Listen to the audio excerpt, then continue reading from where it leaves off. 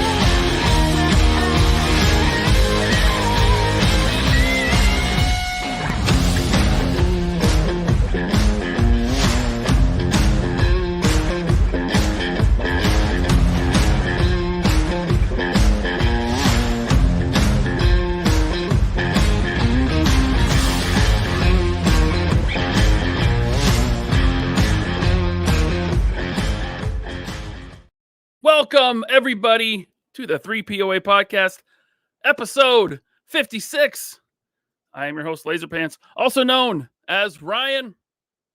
I am joined, as always, by my good friend and yours, the man behind Valaverse, the creator of Modern Action Force, Bobby Vala. What's up, dude? What's up, gang? What are you working on there? Well, I'm putting decals on my Vanguard for the first time. What? It's pretty awesome. You know, because every Vanguard comes with, a label sheet. You got white labels. I don't know if you really see white labels, black labels. You got bumper stickers. You got all sorts of insignias and faction icons, very funny bumper stickers. You got I don't know what they call them, but when they're on like jets and stuff like that, when they take down an enemy and they put like a cross mark on it, I guess like an enemy count label. So we got those for the swarm and the garrison. Nice. Very fun. Very fun. So it's cool to like put these on for the first time. It's very exciting. I'm jealous. I want to be doing that right now. Soon enough, Ryan. Soon I know. Enough. Well, as everyone can see, Tony could not join us tonight. He's going to be taking some more time off due to family, work. He's swamped with stuff. He apologizes that he could not be here. But we do have a very special guest with us tonight. Very good friend of mine. I think he's a good friend of Bobby's, maybe? Bobby? We are fantastic friends. All right. It's the man who just got in a big Haslab item. Master Son 42. What's up, man? What's going on? You finally got the good-looking guy on instead of that other guy. Oh no, that's a fact. Yes. So you reached out. You said, "Hey, I'm getting this Hisstank in. I want to open it on the show." Who was I to tell you no? I know. I had to. Who was I? And I was like, we got to do it before the 50 billion Hisstank openings start happening, which they've already started. But Oh yeah. And just I did get a notification that said the fire team would be shipped here and on Monday. I'm like, well, you're a little late because we could have had a bonus. I thought that thing already shipped. It shipped. They shipped it to the overseas folks first. Oh wow. Yeah, they did that. They did that. That happens a lot, actually. Yeah, they don't care. Is this the first Haslab you've backed? Is this Hisstank? It is not. So I have a Sky Striker. Oh. I actually bought one on the Haslab, and then I bought a second one from somebody for a mere $15 markup because they wanted to get rid of it. Brand new in the box. I've seen a lot of that. Not the Hisstank, but past Haslabs. They shoot up right away, right after they ship, and then they start to trickle down a little bit. I think because there were so many people after the success of the other ones.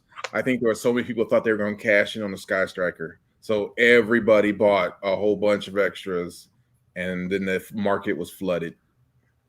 I mean, there's already a lot of Sky Strikers out there. Yep. It's not that unique, you know. It's just a new Yep. version of something people have.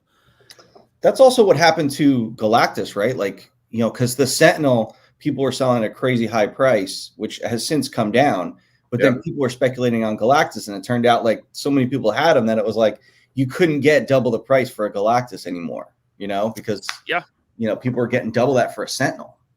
Pretty wild. Yeah, I think Galactus, you know, it's selling for over retail. I think probably averaging about 500.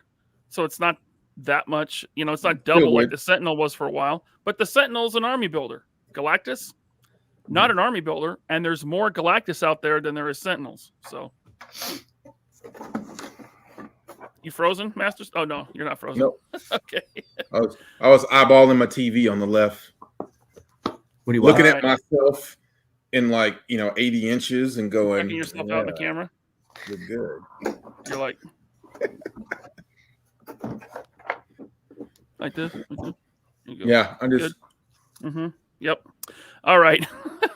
We got a couple super chats here. We got a packed show tonight. Masterson, whenever you want, you can start ripping into that Hisstank. I'm going to get to these super chats, and then we're going to kind of talk about the Hisstank campaign and a very controversial picture that we posted. What was it, 2 days ago? There was some heat on that one. Hey, V. Conley, thank you, sir. Thank you for the very nice super chat. He says, finished up my last dancing event for the year, so I'm excited for Series 4. Bobby and Ryan, be on the lookout next week for Christmas cards and treats on the road. Hey, thanks. Ooh, thanks. Yeah. So, real quick, just to touch on Series 4, I know that on this show I did talk about a delay because the Panama Canal was experiencing a drought. Yes. Well, I just got a note 2 days ago that the ship passed through the Panama Canal and it will be entering Boston on the 29th. So, why didn't you tell me that before the show? I'd have had Van Halen queued up. Oh, sorry. Panama, right? I would have cranked. Oh man, that would have been perfect. Next time. So yes. So this week, I'm gonna put Series 4 up to order. Whoa! How about well. Yep. All right. Is that one of those you heard it here first? You heard it here first. I saved it for this show. I knew Ryan needed content, so I said, here you go. I do. V. Conley, thank you so much, man. Appreciate you. And shout out to Samantha. Thank you, guys. Let's see here. M. Vargo with the member chat. Thank you, M. Vargo, for being a member for 4 months. Looking forward to ending my Saturday with the 3 POA. Thank you, sir. And yes, that member chat there, that also gets M. Vargo into the after show, which we are doing tonight. About 10-15 minutes after this show ends. So if you want to join the after show, just hit that join button down below. Thank you. Robert's Infinite Realms, thank you, sir, for the super chat. It's the fans' fault for Hasbro's layoff. BS, yo. Have you seen that hot take out there? I did. People are blaming it on YouTubers for complaining about Hasbro, and that's why people got laid off at Hasbro. Yeah. You know what I find funny, and I was going to touch on this when we talk about the layoffs, but I find it so funny that the collector community forgets what a small portion of the toy industry they are. Like, the reason these companies are billion-dollar companies is not because of collector products. It is because of kids. It is because of games. It is because of Play-Doh. It is because of Nerf. Nerf. Like, yes, Nerf is down greatly, but in 2015 or 2016, Nerf was a billion-dollar brand. Can you say that Marvel Legends is a billion-dollar brand? No. So I just like when I see some of these comments and these people like just forgetting that like that they live in this echo chamber and they're like, oh, there's a whole other world like of toys like outside of my parents' basement. Like, you know, it's about kids' toys. Like, you know, I was talking with a buddy of mine at lunch yesterday about how much I miss doing kid product. You know, it's like, listen, I'm not saying the collector product is easy. It has its own challenges, but it's very straightforward. the collector product. You just got to make sure you make cool stuff. Kid product is such a challenge because of the ever-changing way kids play and developing new play patterns and things like that. I would love to get back to doing kids' toys just because of the challenge itself. And I wish people would remember that the toy industry is kid product. It is not collector product. Collector product didn't enter the toy industry until like 2014, 2015, when Hasbro really started to acknowledge it and say, wow, and then we did 12-inch Legends and Legends Roleplay. It was like, oh, okay. But before that, guys, the toy industry was kid product. The collector stuff was a tiny, tiny, tiny portion. Yes, the collector product has grown, but it still is not anything near what kid product is. So try to remember that before you make stupid comments. Kind of like they took what they were doing with Star Wars and just really expanded upon it to other brands and really started pushing that more. Yeah. The collector. Yeah. So, all right. Rocco the Great says, smash the like button. Thank you, Rocco. Collected Disconnect. Thanks for the member chat. He says, is now a good time to apply for a position at Hasbro? Asking for a friend. I mean, listen, that's what they do, though. Yep. They lay off, like literally. So there was a huge layoff in February of 2013. My boss got laid off. Now I came in as a temp. 2 weeks after that massive layoff, they laid off like 700 people. They hired me 2 weeks after that. And it's like, that's what happens. You trim the fat and you bring in cheap, They brought me in. Like, I was a much lower salary than my boss. So you figure they got rid of him, and they replaced him with me. They saved like 3/4 of a salary, Masterson, that's looking really cool so far, man. Yeah. I like the Mickey. The box is impressive. I mean, I've said I don't like when they spend an over amount of money for something you're going to throw away, but it was nice that they acknowledged that it was an expensive item and they like put it in 4 boxes basically, so it's like that was very nice that they did that. Man, Ammo to Go, I can't thank you enough. He gifted 23 POA Holy crap. Very nice. Thank you. Nice job. Ammo to Go, thank you so much, man.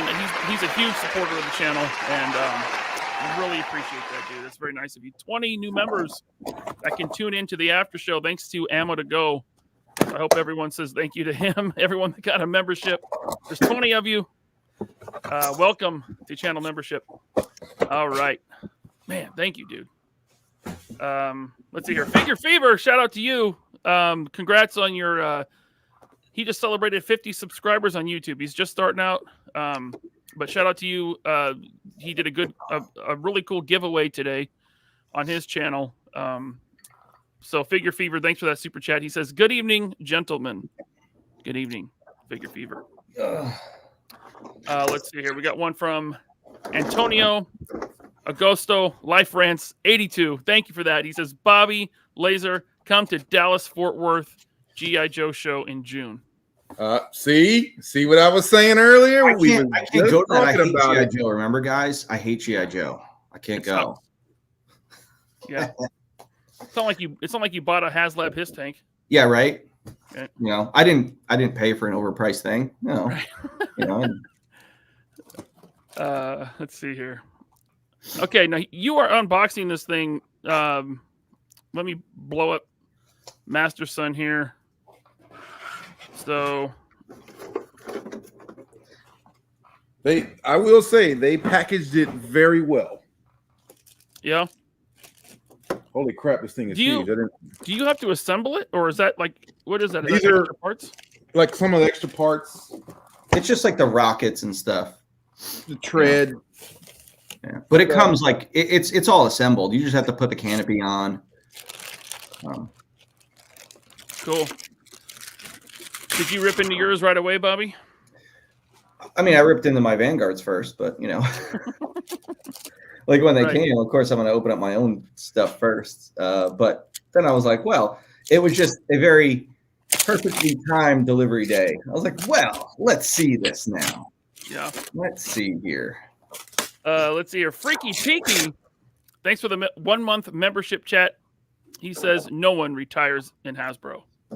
very, very rare, like extremely rare. And the people that do retire are they tend to force them out into a retirement. Like this guy Brian Chapman, who was like the president of design. He was such a douchebag. He retired this year, but I know what happened behind the scenes, and they basically said to him, we could do this the easy way, or we could do it the hard way. Oh, Do you want to leave gracefully, or do you want to be embarrassed? uh-oh. So, Get out. it's like, yeah, we can lay you off. You'll get a good package, or you can retire. What do you want to do? So what you going to do? Yep. And he chose correctly. Yeah, the parachute. Samuel Edwards, thank you for the super chat. So stoked for the Arctic Steel Brigades. Thanks, Bobby. Happy Arctic holiday days, everyone. Thank you, Sam. Yeah. So this week, Series 4. Yeah. So basically, what's going to happen is it's going to be like they're not going to be pre-orders. They're going to be like advanced sales. So you'll be able to buy them this week, and then they'll ship the first week of January. So you just have to wait like 2 weeks to get them. Cool. Greg says, Bobby, very cool size comparison set of pics you shared of Vanguards and his tank. I don't know why that was so. There was people that were so upset. Oh man. And I'm like, you said it was cool. Well, that's the thing. It's like I didn't shit on it. No. I was talking about a price comparison. Nowhere now, granted, yes, do I think it was overpriced? Sure. However, I never said it was overpriced. I never said it wasn't worth the price. I did a price comparison, and I worded it specifically because I knew that people were just going to get all sort of snowflakey on it and just lose their mind. And I even said, like, dude, it's cool. It's cool. I bought it. They didn't send it to me for free. I bought it. I spent the same amount of money that you guys spent. I bought it. So it's like the amount of people just so upset. Like I walked down the street and slapped a lollipop out of their hand. Like, mind-blowing. The softness of men today. Softness. Just like, oh my God. Like, that's not a good faith argument. You can't compare the two. Yeah. Is the Vanguard coming with 4 figures? I mean, look, my Cheeto fingers. It's like, hey, dumb shit. Yes, at the end of the day, the value got better.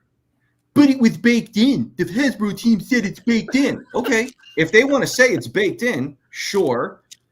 But if it doesn't unlock anything, then what are you going to say? That just means they're screwing you over. Exactly. Do you think, and that's such bullshit because one team said it was baked in, and I'm telling you right now, that's a total lie because they do that to cover their ass because they realize that it comes up all the time. Do you think the cardboard for the Rancor was baked in? Do you think that the Rancor Keeper that they threw in last minute was baked in? Do you think that the Ghost Rider stuff that didn't unlock was baked in? If you do, you're an idiot. You're an absolute idiot if you want to believe that ridiculousness. So, yeah, it's like, guys, you got to think better. Like, you got to think. Like, you're adults. You're adults. You have a brain. Just think, man. Just think. And then, you know what else I love? I love these guys because these guys are so funny. They make my day. The Vanguard's way too big. It's oversized. The Hisstank is sized perfectly. Oh. Okay, well, that's funny because this is based off a real world, Resvani tank.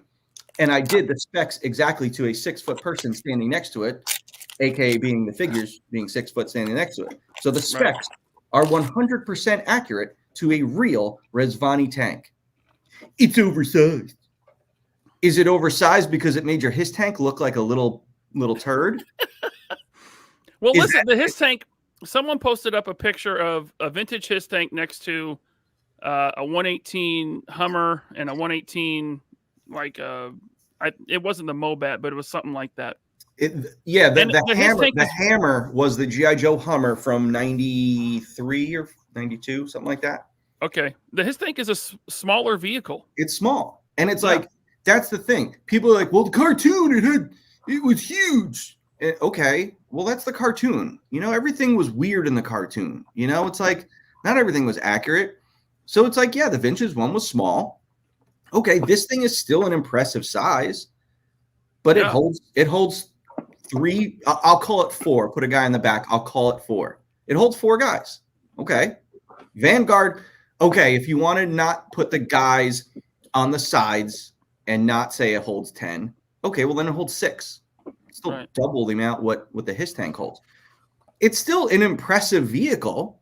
I'm just saying that I wanted to show you what $300 and a crowdfund was versus $185 and not a crowdfund. Now, I was going to make this a surprise when we launched, but because idiots are idiots, and they think that their voice matters and what they say is gospel, they all say, well, the Vanguard has it has add-ons and you have to buy the extra stuff. Well, no, you don't. Because one, we didn't put it up for sale yet, so you don't know what it comes with. Maybe we added stuff. How do you know? You know? But for all pre-orders done through Valaverse.com and only Valaverse.com, because I know people are going to be like, did it count for Big Bad too? No, it is Valaverse.com.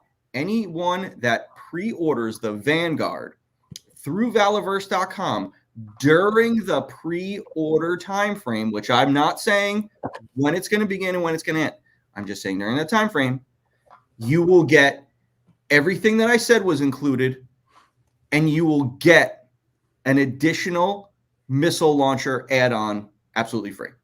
Wow. Yep. So the missile launcher set, the missile launcher set that you thought was going to be an add-on, you got to buy separately, now comes with it. Now, we had that plan for quite some time now, and I was going to make it a surprise, but because idiots want to be idiots, fine, I'll ruin the surprise for everybody. But that's what you get. You get all of that. Now, after the pre-order window, so anyone that doesn't want to do the pre-order window, you will have to buy that part separately. The pre-order, you will get it included free with any Vanguard that you buy. So, and you will announce when the pre-orders close so people have a chance to get in. Exactly. Okay. Exactly. Cool. Yep. Cool. You'll have to make a separate video of that and 27 social media posts. That way 50%. I know, right? Yeah. Someone's going to miss it because they're going to buy from, you know what's going to happen is they're going to buy from Big Bad. They're going to get it.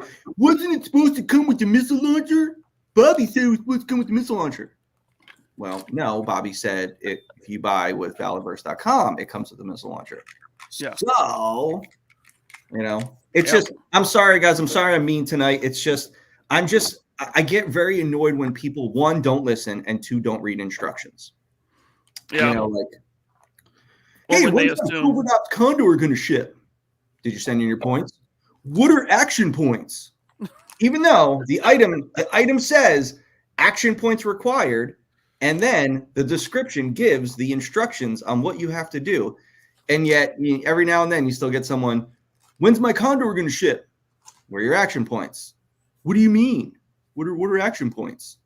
Oh, you know the thing in big bold letters that says action points required? Did you just... I buy stuff. I always buy stuff without reading. Always. I think it's great. I never want to read what I'm getting. I never want to read like what it comes with. I just want to buy blindly. It's great. When I go to the store, I just take a fistful of cash and throw it at the cashier, and then I run out. And I say, give me what you want. I don't care what you give me. Just give me whatever you want. Yep. You know. So. Master Son. Yo. What are you thinking so far? You got the back end open. I'm liking it. I've got to figure out, you know, how dare you like it on, but I'm sure somebody will be like, don't you know it's right there? I'm sure. Okay. Maybe this makes sense to everyone except me, but where is. So the back is just open. Where's, I don't know, where would like the engine go? Is it under the cockpit? Yeah, it's under, it's behind the cockpit before the beginning. Yeah, exactly. Where would the engine go in this giant thing that has treads? Like, twin twin engine at the bottom. I mean, look, G.I. Joe is basically, it's sci-fi, whatever. It's got a bunch of Tesla batteries in there. Yeah. Yeah. All right. Let's see here. We got some more comments. Candyman 5000, the 3POA is leaving people out of work. That's the dumbest thing I ever heard of. I know. Someone commented on Michael's video about the layoffs at Hasbro. And he's like, it's a bad look because you have a sizable audience, and he basically blamed Michael, saying like Michael caused it because he is negative about Hasbro, and that's why Hasbro had to lay people off. It's so silly. It's so Michael silly. is that powerful. I wish that I could think in a wonderland all the time. I do. I would it must be awesome. It must be awesome to just think all these fun thoughts without, thinking about facts. It's great. Thank you, Candyman 5000. Andrew Sabina also with the member chat. Thank you, sir. He says, where's Ryan's vehicle to play with on screen? I don't, it's a good question. Andrew, get ready. First week of January. We're processing orders. Oh boy. Ready. It's going to be busy. Let's see here. Darth Gar.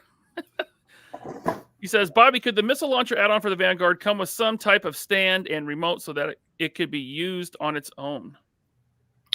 Maybe that's something that will come later. Okay. There you go.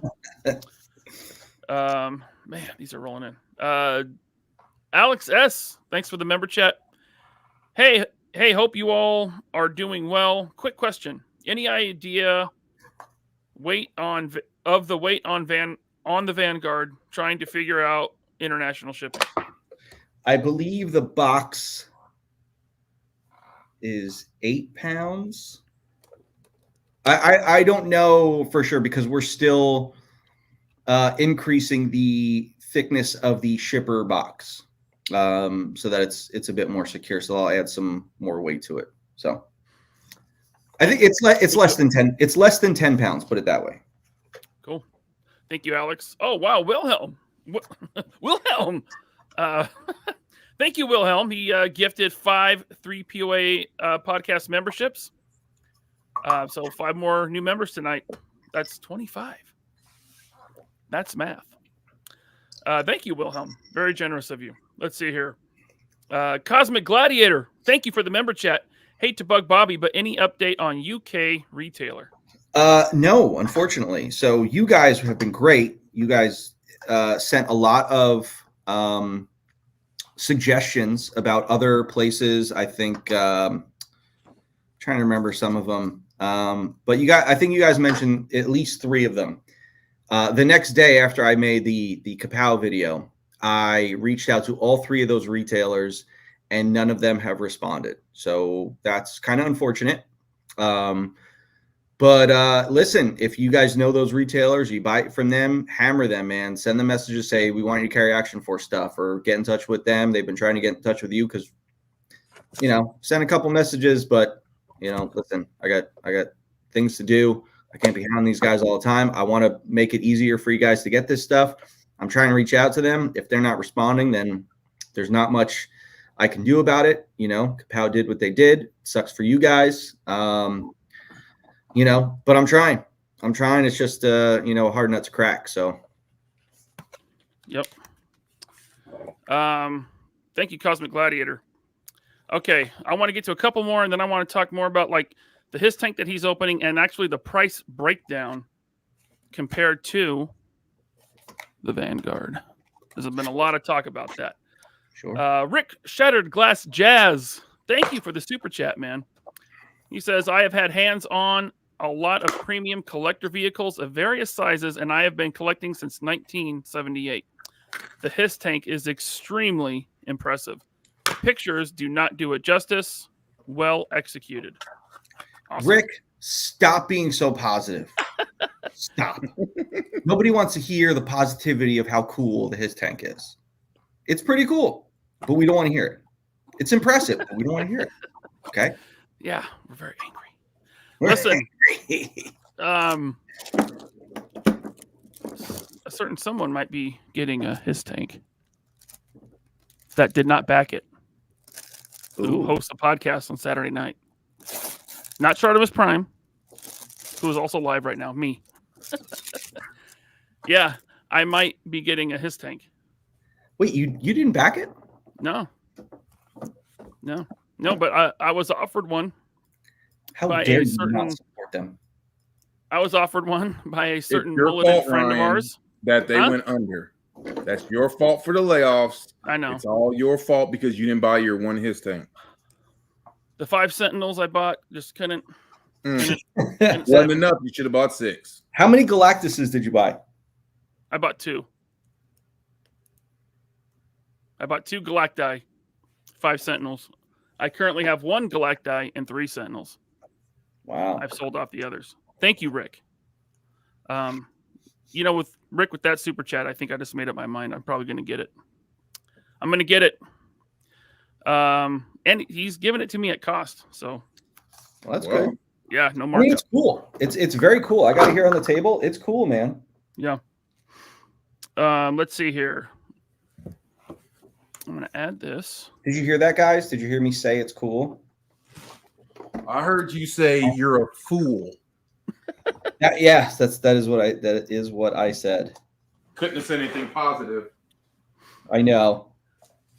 So here's the Hisstank campaign. They made 26,772 units. Probably safe to say they made 27,000, right? They have to make a bunch extra, right? Yeah, just Stuff get that's- returns or damages, things like that. Right.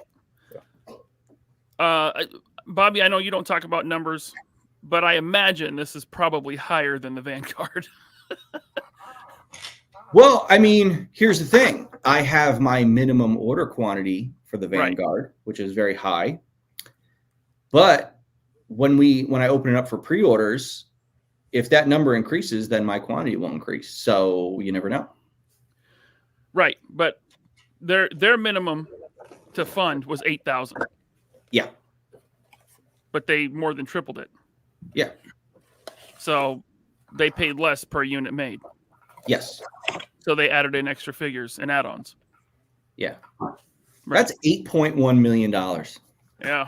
Just so that we're all clear. Yeah, it's a lot of money. 8.1 million. And if you guys think that production cost was anywhere near that and that tooling cost was anywhere near that, you guys are dummies. The other thing is, what do you think they're doing with that money? This thing took 1.5 years to come out. So what do you think they were doing with that money? You think they were just like not putting it into an account to make interest? Stop it. There's a reason billion-dollar companies are billion-dollar companies. Now, yes, would they need to, pay, for the production and the tooling? Sure. But I just got done saying that was a fraction of that $8.1 million. So they took, let's just be generous and call it $6.5 million. $6.5 million that maybe, I'm saying maybe because I am not 100% sure, maybe that 6.5 million sat in an account, made a little bit of interest.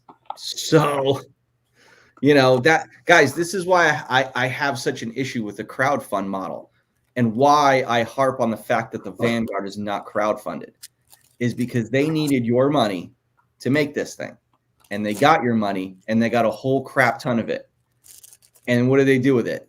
They gave it all to Chris Cox. Exactly. Yeah. There you go.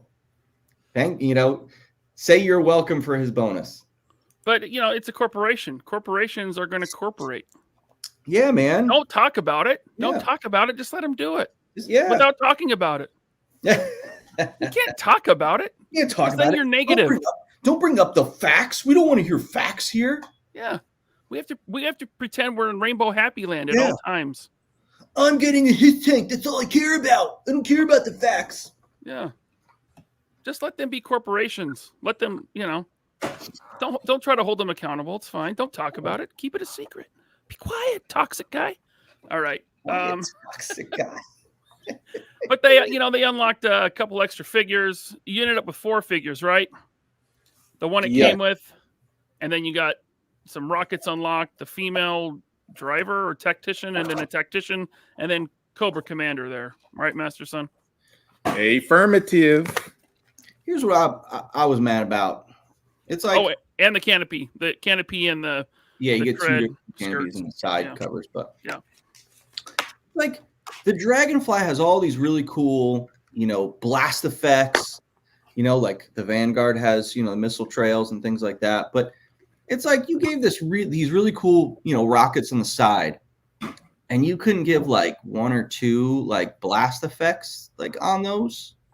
Not at all. Not one. Not two. Like really? You think those lights were a cooler of an option than like the blast effect? I'm just putting it out there. This was an unlock, the weapons accessory pack and Hiss Gunner, right? I feel like they just started taking stuff away from it and making it tiers. Well, sure. I feel like these guns just come with it. Well, they didn't in the initial offering. I know, but they should have. But they should have, yeah. That seems like it'd be part of the base offering. If you're gonna have that turret, you're gonna want weapons in there. Well, so we're gonna do a little experiment here because you guys know how I love to break down costs, like I did on the Sentinel, and that kind of ruined the Engine of Vengeance. You're welcome. Let's do a little thing here. So Ryan, if you can you pull what the unlock, like the guns on the side? So unlock 3 was the accessory pack and the gunner, right? The female gunner, yeah. Okay. Can you tell me how many backers that needed to, like, what the amount of backers it needed to unlock that? Now I gotta look that up. Let me look that up real quick because I don't have that information. I'm sure someone in the chat knows it offhand. They're dedicated. Yeah, this website sucks. Has the chat said it yet? 2K. That's what somebody's saying. Right. No. It can't be 2K because they unlocked just to fund it was 8,000. Yeah, but that's unlock 3. Oh, you mean 2,000 over that? 2,000 more. Yeah. Yeah, but okay. So what was it? So how many more to unlock 1? How many more to unlock 2? How many more to unlock 3? Like that's what I'm trying to say. Like how many more people from unlock 2 to unlock 3? What did 10,000? Yeah, so 2,000 more. So 10,000 to unlock the first upgrade. Okay.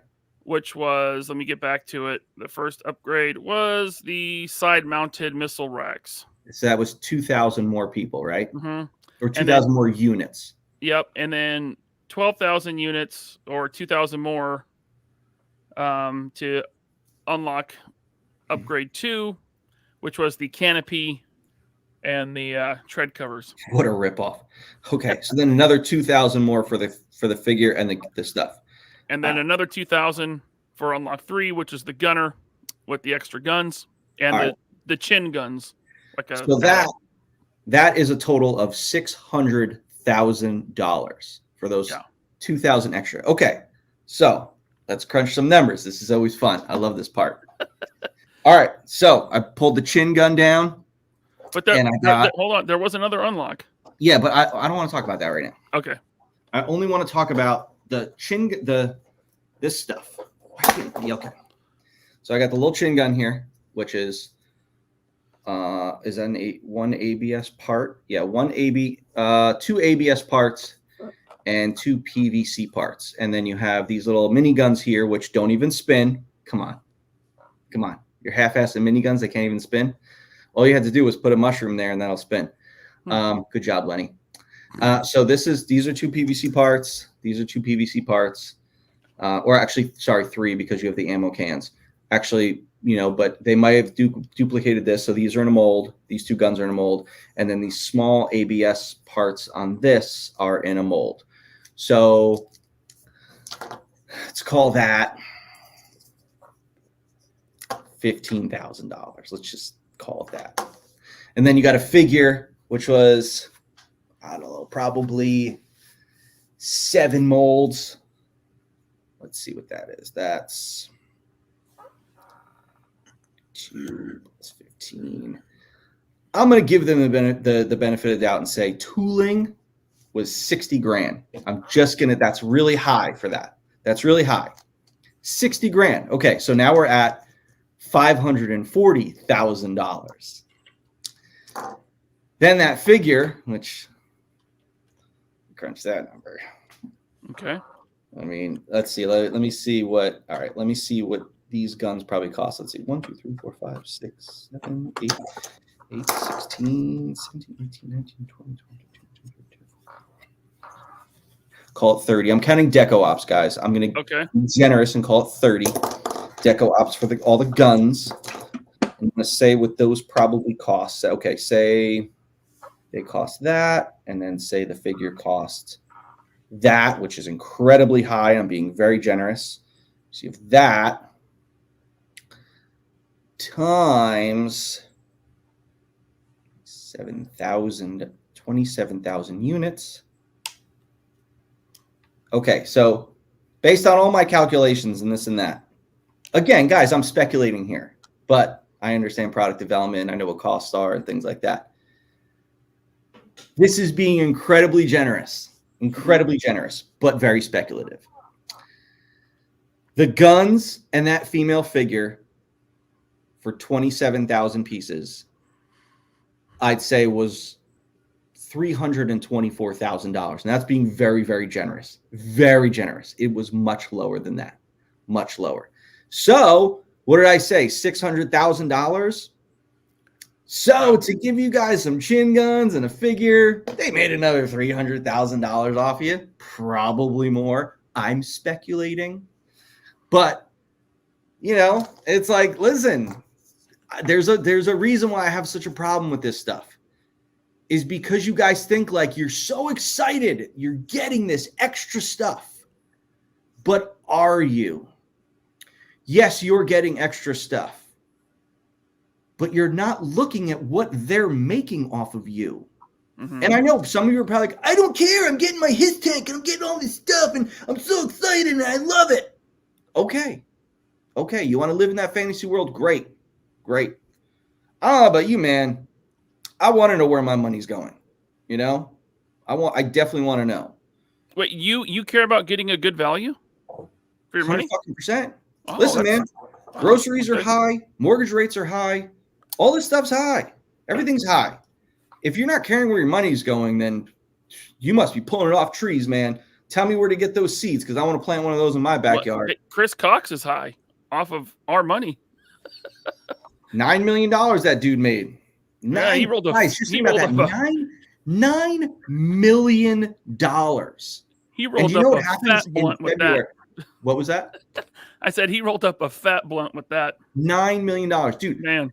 And in February, Hasbro gives their annual bonus. Like they don't do it in December as like a Christmas bonus. They wait and they do it in February. Those guys, those higher ups, if they're doing poorly and they don't approve bonuses, those guys don't get bonuses. So it's like if, you know, the tier 1 designer is not getting a bonus, then the CEO isn't getting a bonus. Do you think that CEO is going to not want his bonus? You bet your ass he does. So they're going to approve bonuses for everyone to make sure that they get their bonus. And their bonus is something ridiculous, like 30, 40%, stock offerings, this and that. It's a disgusting amount of money, guys. Disgusting. Disgusting. $9 million.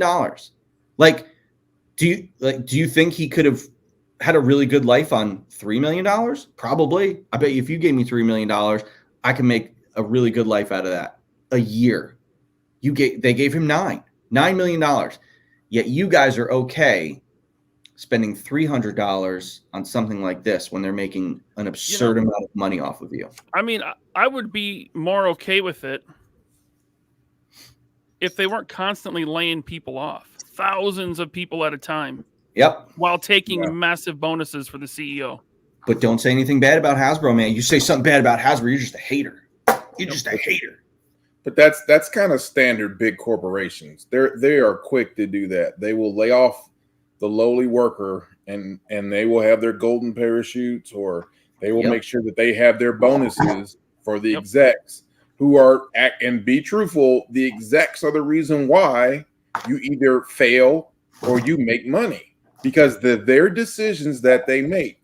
So it seems to me the worker has absolutely hardly any power to cause something to go good and bad, other than just making very bad with errors and bad product, which just doesn't happen at that massive scale. Yep. So it doesn't make sense that the executives are the one who, no matter what, they'll come out on top, and then the regular guy who's making 50K a year, if he's lucky, is the one who get laid off. It's horrible. Yep. And it's creatives. Yep. They start with creatives. And here's the thing. So guys, they go after 55 and older people. They give them early retirement packages. The problem is, it's like, if you're giving people, basically their severance could be like something like, again, I'm speculating, maybe this was mine, maybe this wasn't mine, I don't know, but I'm not saying this is what it is now, but I'm pretty sure I know. They give you, speculating, 2 weeks for every year you're there. So if you're a guy that's been there 20 years, you get that many weeks paid for your severance. Well, that doesn't get you to 65 to retire. So say you get a salary for a year and a half, maybe 2 years if you're lucky. Well, you're still 57 years old. You can't collect Social Security yet. It's going to be very hard for a 57-year-old to go find a job in the same or similar industry. So they put these people in such a bad spot. It's like, all right, see you later. Go fend for yourself if you're lucky. It's really awful. It's awful what they do. And, we're touching on things that I was going to get to, like when we talk about layoffs, but it's awful. And you know what? You guys and your excitement over your Hisstank, you don't stop and think about this stuff. You don't stop and think about the $8 million they made off this Hisstank. Okay, not made, they brought in. Tell you what, they made a hell of a lot of that money. You don't stop and think about, this unlock. Well, what did that cost you? Yeah. So you guys need to think, and I get it. Nostalgia is a hell of a thing. And when you see something you want, you just want it.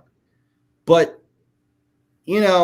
it's different. Like if you're buying a vintage toy that's really expensive, like my blank figure.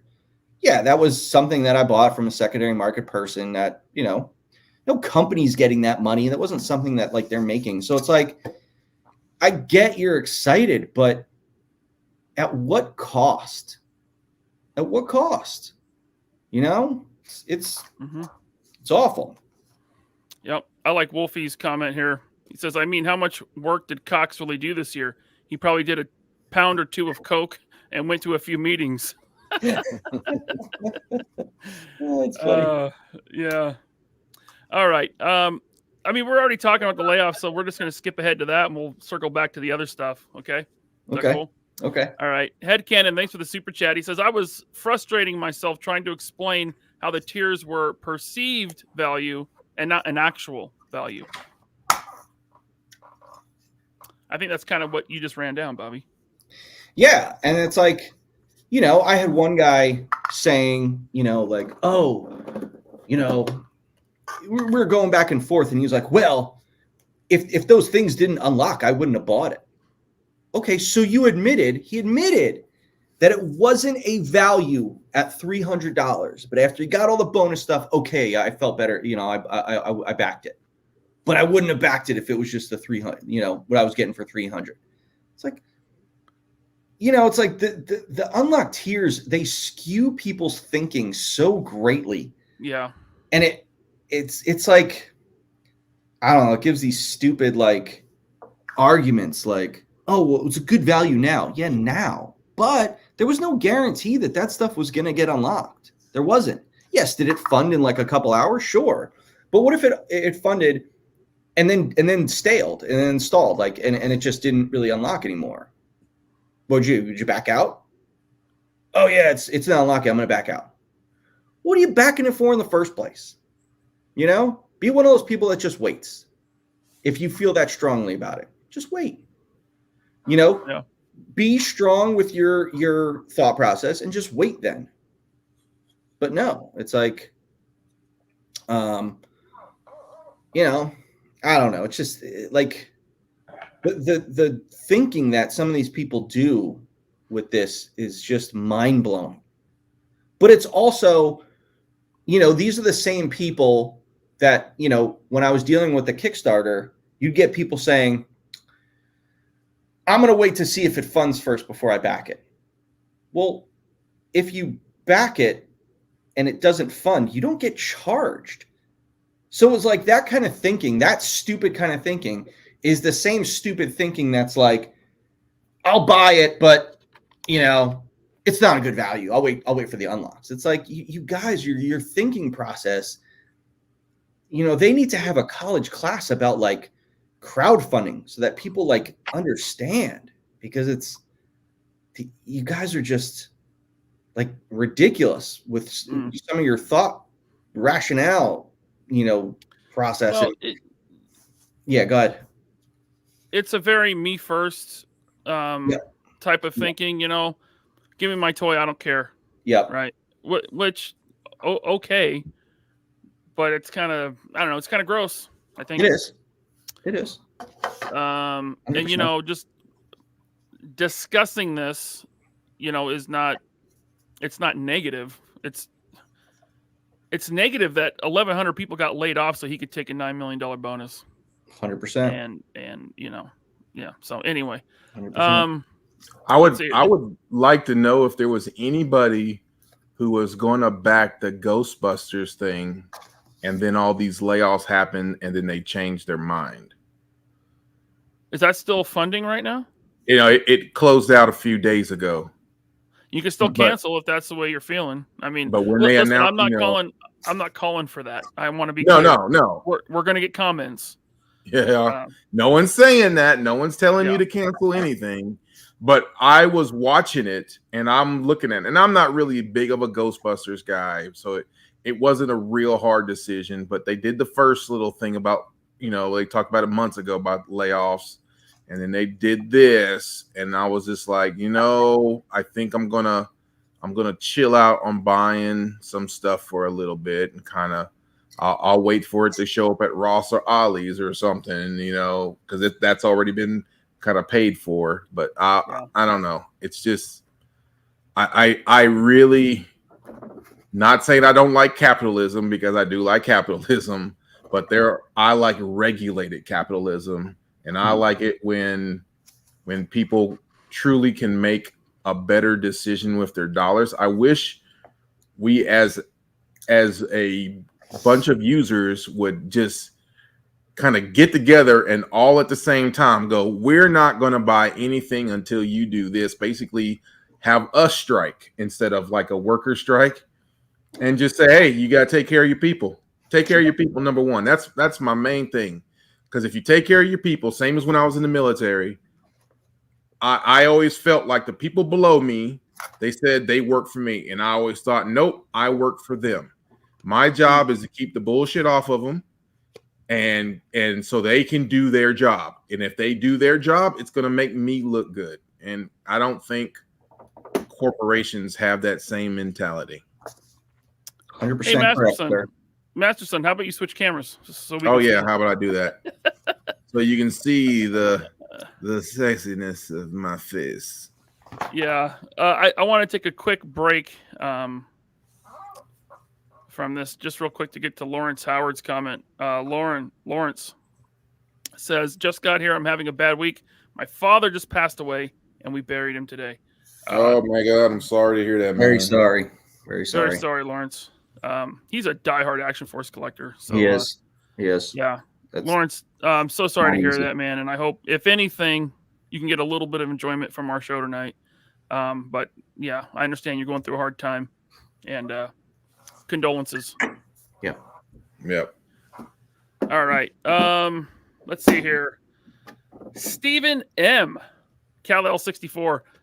Bobby, does Hasbro bother to tool samples of some of the unlocks for the Haslabs before the campaigns launch, or are they just usually digital renders? Probably not. I don't think they tool any of these parts until it funds. You know, they're not. Listen, they are not taking any risk on this, which is why they want your money first. Right. They're like, no, why should we risk anything? Why should a billion-dollar company risk anything? No, let's put it all on the consumer. Well, to be fair, that's what you did too. You're crowdfunding 100%. the Vanguard. 100%. Yeah. But I he definitely didn't have money back then, though. Well, yeah, I started the company, like a lot of other smaller companies. Yes, I did the Kickstarter. However, when was the last time I did crowdfunding? Series 1. What am I up to now? Almost 100 items, and now the Vanguard. I abandoned that ship immediately because the company got successful. And when the company got successful, there was no reason to do crowdfunding after that. There was none. Now I see companies still that are super popular and super successful today still doing crowdfunds. I don't agree with it. That's their model. They want to do it that way. Fine. I don't know. I don't know their infrastructure, how they work. I'm just saying that for me, I didn't need to. I could have. It would have made the risk a little easier. Could have sat on that money for a little longer. I didn't like sitting on the money from Series 1. I hated it. I hated sitting on that money and, waiting for the product to get through the whole COVID fiasco. I hated it. Now, so I could have, while I was sitting on that money, it would have been smart to put it in a savings account to generate interest. You know what, though? I didn't do that. And I remember my accountant was like, why don't you have a savings account yet? I'm like, because I don't want this money. I have to pay the factory with this. I don't want to put any of this into anything. I didn't start a savings account for the business until like halfway through Series 2 or something like that. I probably shouldn't be saying something like that because it's like makes me sound like an idiot. But I want you guys to know, like, listen, I may bitch about what other companies do. I don't follow that same suit. Like, I don't. I think it's wrong. So what would the benefit be to continue to do Kickstarters? Because Kickstarter as a company takes a cut of that money you raise. That's the other thing I don't understand. Like something like Hasbro, where they do this, and Super 7, they do the funding through their own site. That's great. You probably you maximize your profits because you're not paying a third party. You're not giving a third party. When you do a Kickstarter takes a cut. And then when it's done, Kickstarter's like, peace. And then when you want to fulfill, you can't fulfill through Kickstarter. You have to use another third-party fulfillment site. Like I use CrowdOx because they're the ones that finalize all the orders, let you do more unlocks and things like that. They took a big percentage. So it's like you have to pay Kickstarter and you have to pay CrowdOx. It's like that was a big amount of money. Oh, and then if people pay with PayPal, there's a percentage there. People pay with a credit card, there's a percentage there. So that's why I don't understand the whole, like, I'm going to keep using Kickstarter. You're just giving away money, giving it away. If that's what you want to do for no risk, okay. But also what I don't like is when you do Kickstarters, then you make the consumer wait. I hated that about Series 1. I fucking hated it, man. So that's why I said put Series 2 into production right away. This way, Series 1 shipped in December and January, and then Series 2A shipped sometime, I think, at the end of February. Yep, it was the last week of February. And then 2B was May, I think. So it's like, you only had to wait a couple months to get stuff, But I'm the bad guy. I'm the guy that everyone bitches about. No, I wasn't doing everything for the fans. I wasn't doing anything to make sure that you guys weren't putting up your money first. People forget about that kind of shit. They forget. Yeah. They have such a selective memory when it comes to that kind of stuff, and I hate it. Yeah, I've been meaning to talk to you about that, Bobby. You need to slow down because you've been hitting my pockets up a lot. Things like back to back to back, and I'm like, oh, I gotta have this and I gotta have that, and then next thing you know, I gotta have this again, and then it's not so much paying it. That's fine. I got to make up excuses for the wife every single time to try to figure out. I got to move stuff around to make room to try to. Do you see this? There's stuff laying on the ground that you guys can't see that I can't show. This is messy. I got no room. I got to make more room. So slow down. I know this. I'm going to get hate mail, but slow down a little bit. Give me some time, and then we'll be back. Can't slow down, baby. You got to keep going. Hey, here's your solution right here. Chet Manley, thanks for the super chat. Very nice of you. Bobby, I really do appreciate the legit 112 vehicle. Can I please give like an extra 10 to 15 bucks that says I won it for when the wife sees that box? You know, it's funny. You know how Big Bad has their collector grade packaging? Yes. I should have like the anti-divorce packaging. It should be like, your free gift on the outside of the box. Yes. that you pay extra for. I'm telling you, I mean, the people want it. The people want it. And it's money in your pocket. All right. Yeah. Thank you, Chet. Thanks for that super chat. Very nice of you. Brandon R. Thanks for the member chat. Bobby, any chance a vehicle in the future could have knockout light panels or other additional vehicle upgrade kits? Quite possibly. Quite possibly.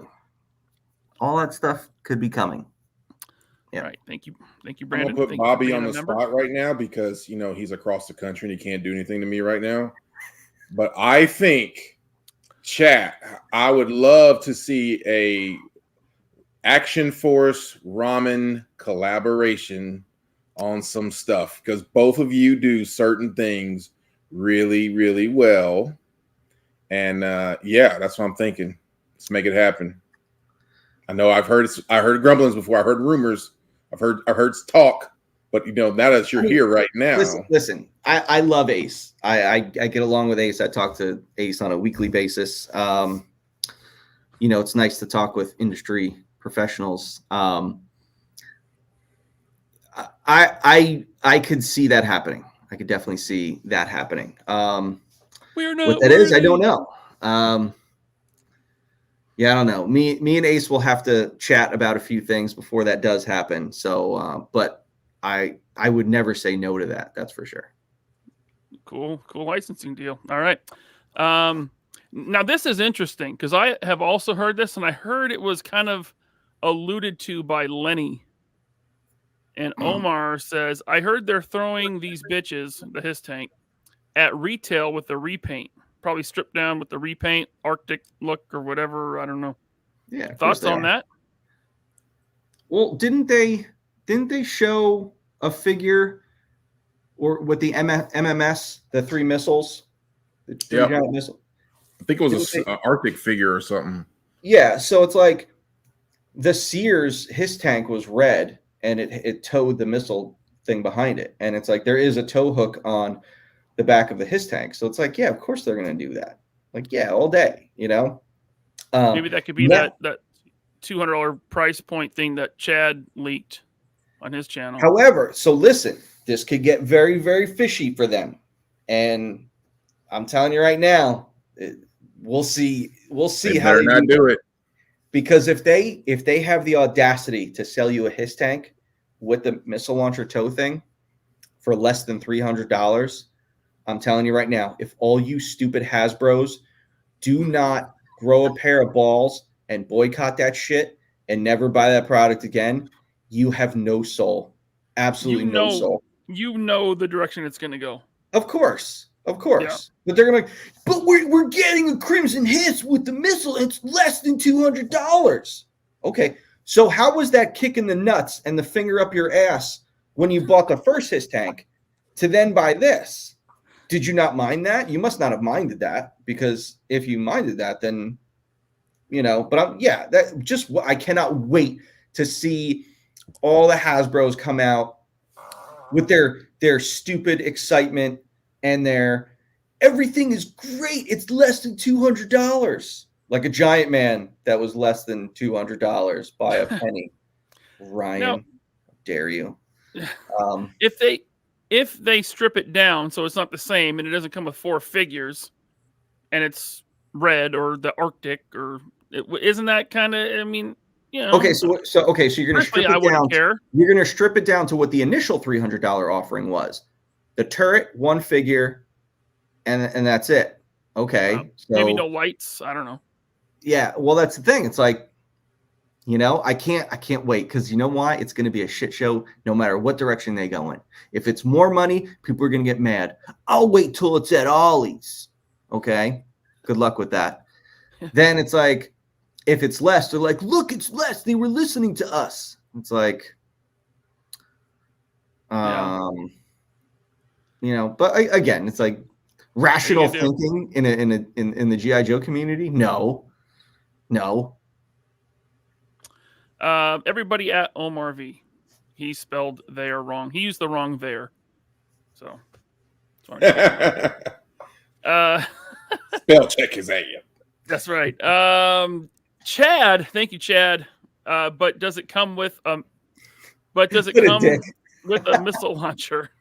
That was a while ago. Does it come with? Yeah, sorry, Chad. I got to that a little late. Chad, how dare you? Oh, by the way, I'll be on with Chad tomorrow night on his channel, 4 p.m. Pacific time, 7 p.m. Eastern time, hanging out with Chad. It's always a good time on his show. Yeah, great channel. Northern Nomad, Hasbro layoffs equal emotional damage. Thank you, Mr. Nomad. Let's see here. Jesse Gonzo, thanks for the super chat. Got my condor within a week and a half. Easy instructions. It's not hard. Not hard. Glad you got him. Thank you, Jesse. Drew G, thanks for the member chat. What's up, guys? Can't wait to watch the replay in Atlanta. Working tonight. Bobby, you're killing it. Excited for those Vanguards. Thanks, Drew. You're the man. All right. Articulated Ninja, thank you for that super chat. By the way, everybody go check out his review of the Ramen Racer. It's awesome. Watched it right before the show. It was good. It's so good, and the end is hilarious. Yes. He has a little bit of a humor in him. Oh, man. I was in tears. Vanguard coming soon with extra accessories for the low price of $19.99 times 10, not including shipping and tax. There it is. It was great. His video, Ninja, your newest video. I meant to text you. Your video, I was dying. I was in the car just laughing. Amazing.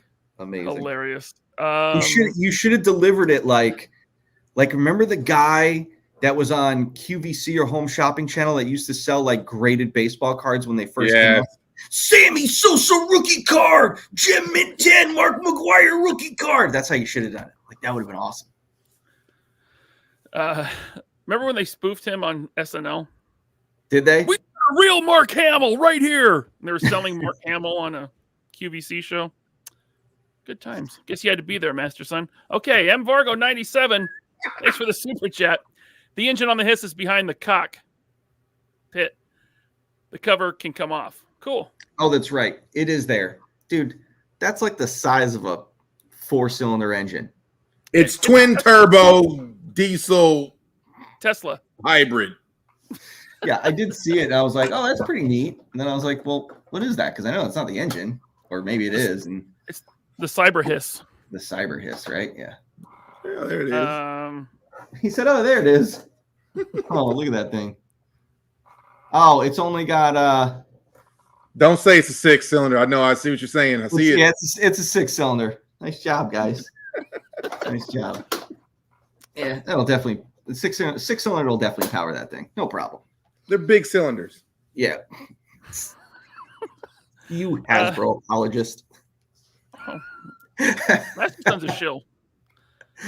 Let's see here. We got it's Chad. Thanks for the member chat. Crowdfunds equal groupthink scam. $600,000 for crap tiers. Yeah. I mean, Bobby kind of just broke that down. Yeah. And I do think out of all of the Haslabs, I think this is the one where I thought the most stuff came to the consumer. Now, price-wise, but the most stuff I figured it kind of did. It seemed like it was so much things, but then I turn around and go, I didn't care for the missiles, the extra tread covers, and certain things. So I was like, Yeah, that's the thing. Like a lot of it was stuff like, and I know people are gonna be like, but you can't use your missile launcher and your turret at the same time. Okay, fair point. But to me, it's like, okay, well, you got 2 sets of things that you can't use all the time. So you got 2 different canopies, 2 different tread covers. It's like, well, you can't use all those at the same time.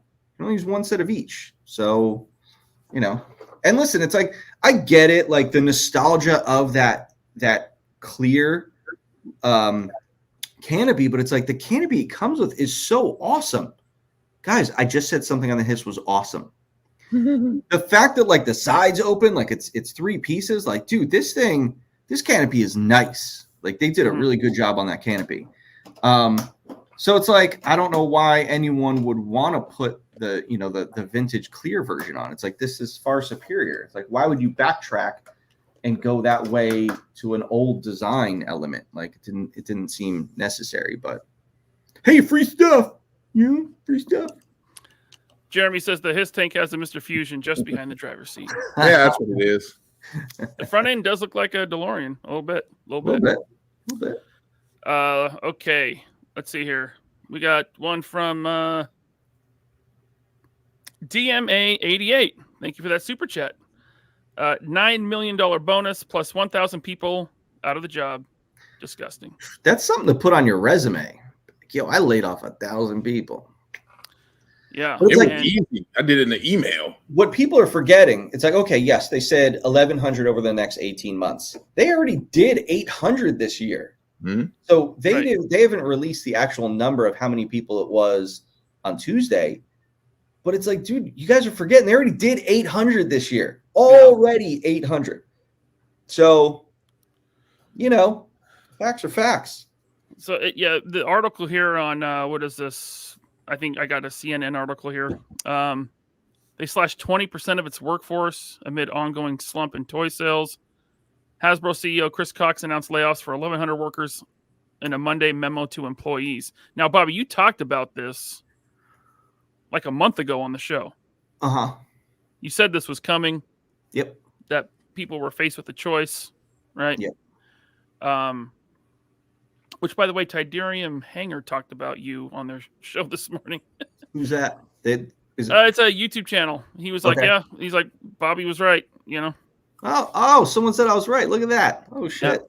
Yeah. Hey, is there a reason why they do it during the holidays? Is that a thing, or? I mean, listen, they at the end of the day, they're not dealing with human beings. They're dealing with numbers. Like they don't look at a sheet of paper and see human being A, human being B. They see number. They see salary, years, age. That's what they see. What can we target? What can we target? It's like you're just numbers. And I think that's the worst part about it is like you feel so insignificant because you became just like a stat on a sheet, like they're not, the groups aren't taking their list to like the next guy up or the CEO and saying, all right, we're going to lay off, Mary Smith. She's been here, blah, blah, blah. She's got 3 kids. She lives in Barrington, but they don't do that. They just say, here's this person. They've been here X amount of years. They make this much and they're this age. That's all they do. That's all they do. And it's like, it's such an evil way of like, it's just disgusting. Like it's dirty. It's really gross. The way they do it now, and it's not like it's Chris Cox, talking with these people. It's like, you're kind of like so when I got laid off, it was, it wasn't Dwight was my manager. And then there's Dwight's boss. And then it was Dwight's boss's boss. He was the guy that brought me in, like the VP of the group. He was the one that told me with, the HR person in the room. Mm-hmm. So it's like, the people approving the layoffs and making the decisions, like they're not the ones telling the people. They give that job to them. Like, here, you go tell these 50 people that they don't have a job anymore. It's disgusting. There's no like other way of saying it, but it's disgusting. Like it is absolutely awful. Now, there's also a flip side to it. I've talked about, I haven't said exactly the details of mine. Now, mine was different. They didn't look at an age or a salary or a year. They looked at something else and they used a layoff to cover it up. That has been confirmed. I went the legal route to try to file a wrongful termination against them, but they were smart and they said, ooh, we got a layoff coming up. let's put him in there, because then if we put him in a layoff, we can't be held accountable for it because it's a layoff. We could just say it's a financial, hardship on the company. But there was no reason for me. I was doing more items than the entire Marvel team combined. I was averaging something like 130 items, where other people on the brand had like 20 items or 30 items at the most. I'd averaging 130 items for like 5 years. I had won a Toy of the Year award, and the next year I had a nomination. I was on all the Hasbro streams. Marvel was sending me to, the movie premieres. I went to Atlanta to go and talk with Kevin Feige and the Russo brothers when we went and talked to them about Endgame. So it's like there was only one reason why I was put in the layoff, but layoffs are a way to sort of trim the fat.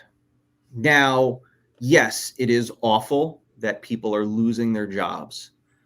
However, me as a business owner, but also I see it like when I was there, I saw some people and I'm like, how is this person still here? Like there was a guy there that got passed around here and there, and he landed on the Marvel team, and he had been there like 20 something years. And I don't know how he lasted, because he came on the Marvel team. I had to give up some of my Spider-Man items to him. The dude had like 15 items, like nothing. You do 15 items in your sleep. And I remember he was so bad at them that they came to me and were like, hey, can you like help him with these items? I'm like, dude's been here 20 something years, probably makes triple what I make. And I got to help him. I have to help him with items that you made me give him. Like I have to help him. So just give me the items back. This dude been there that long, can't handle it. They eventually got him, but it was like, that's the thing. Like the layoffs, you gotta trim the fat. There are definitely going to be underperformers there. I heard some of the names from this round, and I was like, like you want to be sympathetic, but at the same time, I was like, guy wasn't great. That guy wasn't great, and it's like, listen, you can't just keep somebody just because the sake of keeping them. Like you are a company that has to perform. You need to make your items perform. And if you're just not a performer, then, you can only be given so many like passes. So it's like, yes, the layoffs are incredibly unfortunate. However, sometimes they are necessary. Now, I don't believe they are necessary in like the amount that Hasbro does. They are necessary sometimes to wean out the underperformers, because again, I mean, people that aren't good at their job, they're going to get cut. Yep. I mean, if I wasn't good at my job, I'd get fired. That's just, yeah. Yep. Let's see here. So Chris Cox goes on to say there were strong headwinds through the first 3 quarters, and it's likely to persist through 2024. A lot of the hits were particularly in toys. Now, outside of toys, they do board games, right? What else do they do? Coast. Wizards of the Coast. They have the Magic the Gathering, Dungeons and Dragons. Magic always performs. Okay, that was good. That was a smart pickup by them. Now, I don't collect Magic or D&D. I don't buy Play-Doh or Nerf. Have those brands seen the price hikes that we've seen in our collector brands like Legends? I don't know for sure, but I do know that, like, I see, my son loves Treasure X. That's done by Moose Toys, which I think is a phenomenal company. The reason you guys don't know what Moose is because you're collectors and you don't remember that kids buy toys, not adults. Right. Moose does strictly kid stuff, but they do amazing kid stuff, and they really lean into like the collector end of kid. Like their Treasure X stuff it's all this, like, it's an experience, like unboxing this thing, and there's different levels of how you have to open it and get treasure out of it, and it's all these different materials like slime and kinetic sand and stuff. So those, it's like they used to be like $7-8, and now they're like 10 or 12. So I've noticed that those have gone up in price. So I think other companies are definitely doing it. They are not doing it the way Hasbro does. Like I noticed Moose, like, yes, their prices are going up. Their offering hasn't changed. And if anything, maybe their offering got a little better, even though their price increased. Whereas Hasbro, Okay. Yeah. Go ahead. Yeah, Hasbro increased their prices, and in most cases, their offering went down. It's like, okay, we're going to raise prices. We're going to take shit out. It's kind of like when I was on Marvel Universe. It was like, yeah, we're going to go up to $12. You got to remove X amount of articulation and get rid of the accessories. It's like, whoa, you want to do both? You want to raise the price and make it a lesser offering? You know? Mm-hmm. So the collector market is very small, but he says toys overall were particularly hit. The percentage, I mean, our collector items would fall underneath toys, but what's the percentage of their entire toy catalog compared to the collector lines, Legends? I mean, it's way smaller. Yeah, absolutely. Okay. I mean, it's grown a lot over the years. I think if I were to say the Marvel brand, like the Marvel brand as a whole, kid and collector, I would say it's probably 60% kid, 40% collector, but I think that's being generous. It's probably closer to 70-30. Mm-hmm. But if you told me it was 60-40, I wouldn't be surprised. It's definitely not 50-50. Yeah. Because you go down, it's like, all right, well, there's a couple pegs of Legends. Obviously, it's stuff that's peg warming, like the Disney Plus stuff. But you look, it's like there's multiple SKUs of kid product. You have Titan Hero, you have Titan Hero Deluxe, you have the stretch figures. I'm blanking on something else, but there's a bunch of different SKUs of kid product. Mm-hmm. So, I think 60-40 is accurate. So a collector boycott would have to be like all collectors to really hit the company hard. Yeah. I mean, even if it's 70-30, 30% is a big hit if all collectors just stop buying. Yeah. But realistically, a boycott is not going to be 100%. No. It's probably not going to be 10%. So we're looking at like Bobby, you were saying earlier, the collector market really hurting Hasbro by, boycotting or something would be minimal compared to, all of their products and brands and all that. Yep. He said that some Hasbro employees will find out whether their job has been eliminated this week, while the rest of the layoffs will happen over the next 6 months. Wow. So they're not, so we got 6 months of layoffs. I mean, I wouldn't be surprised if one happens as quickly as first quarter January. Yeah. I would not be surprised. I will keep you guys posted on that. Pretty sure the information I find out is accurate. Hasbro had 6,300 employees prior to the layoffs. Wow. Yeah, 20%. That's a big. Wait a minute. They had 6,000 and they laid off 1,100? No, they're going to lay off 1,100 over the next 18 months. However, it's like, I mean, that's huge percentage. Sure. Yeah. I would be curious of the job description makeup of the people that they're laying off. Is it the sculptors? Is it the creative people? I think they pick a little bit of everybody. From what I've heard, marketers don't get hit that often. It's mostly creatives. It's mostly creatives. I'm trying to remember because I don't know the entire list. I've heard a bunch of names. It's mostly creative people. Yeah. But they try to get a little bit here and there. They tell you what, they don't go after VPs. Very rarely do they go after VPs. But they did the 800 that got laid off. There were, some VPs, like Deadpool Dollar, which I heard something very funny about him. Can you talk about it on the show or no? I don't know if I can talk about it on the show. It's just, it's after show. Yeah, I'll talk on the after show. After show, members, stay tuned. But it's, he was a VP, but listen, cool. You gotta, if you're not good at your job, eventually you're going to get exposed. You can't just go on forever just not being good at your job. You can't. Action Figuratorium says this article is written by a bot. Probably. The journalist probably got laid off. Oh, geez. GP chatted. shares of Hasbro fell more than 4% in the after hours trading on Monday. I remember when this stuff first started happening, Hasbro was around $100 a share, high 90s. They're sitting under $50 a share right now. And guess who bought a bunch? I don't know. This guy right here. Let me tell you something. I'm gonna put this out to all the haters and critical thinkers out there that you all think that I hate Hasbro so much. No, I bought a bunch of their stock, like several thousands of dollars worth of their stock when it plummeted.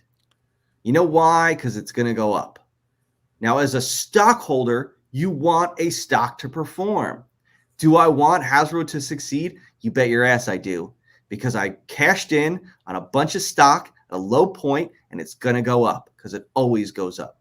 It tanked at the beginning of COVID, and I bought a bunch, and then it went back up. I bought it. It was like $40-something a share, and it went up to 100 within like 6 months. Yep. So all of you guys that think that I hate Hasbro so much, man, you're so wrong.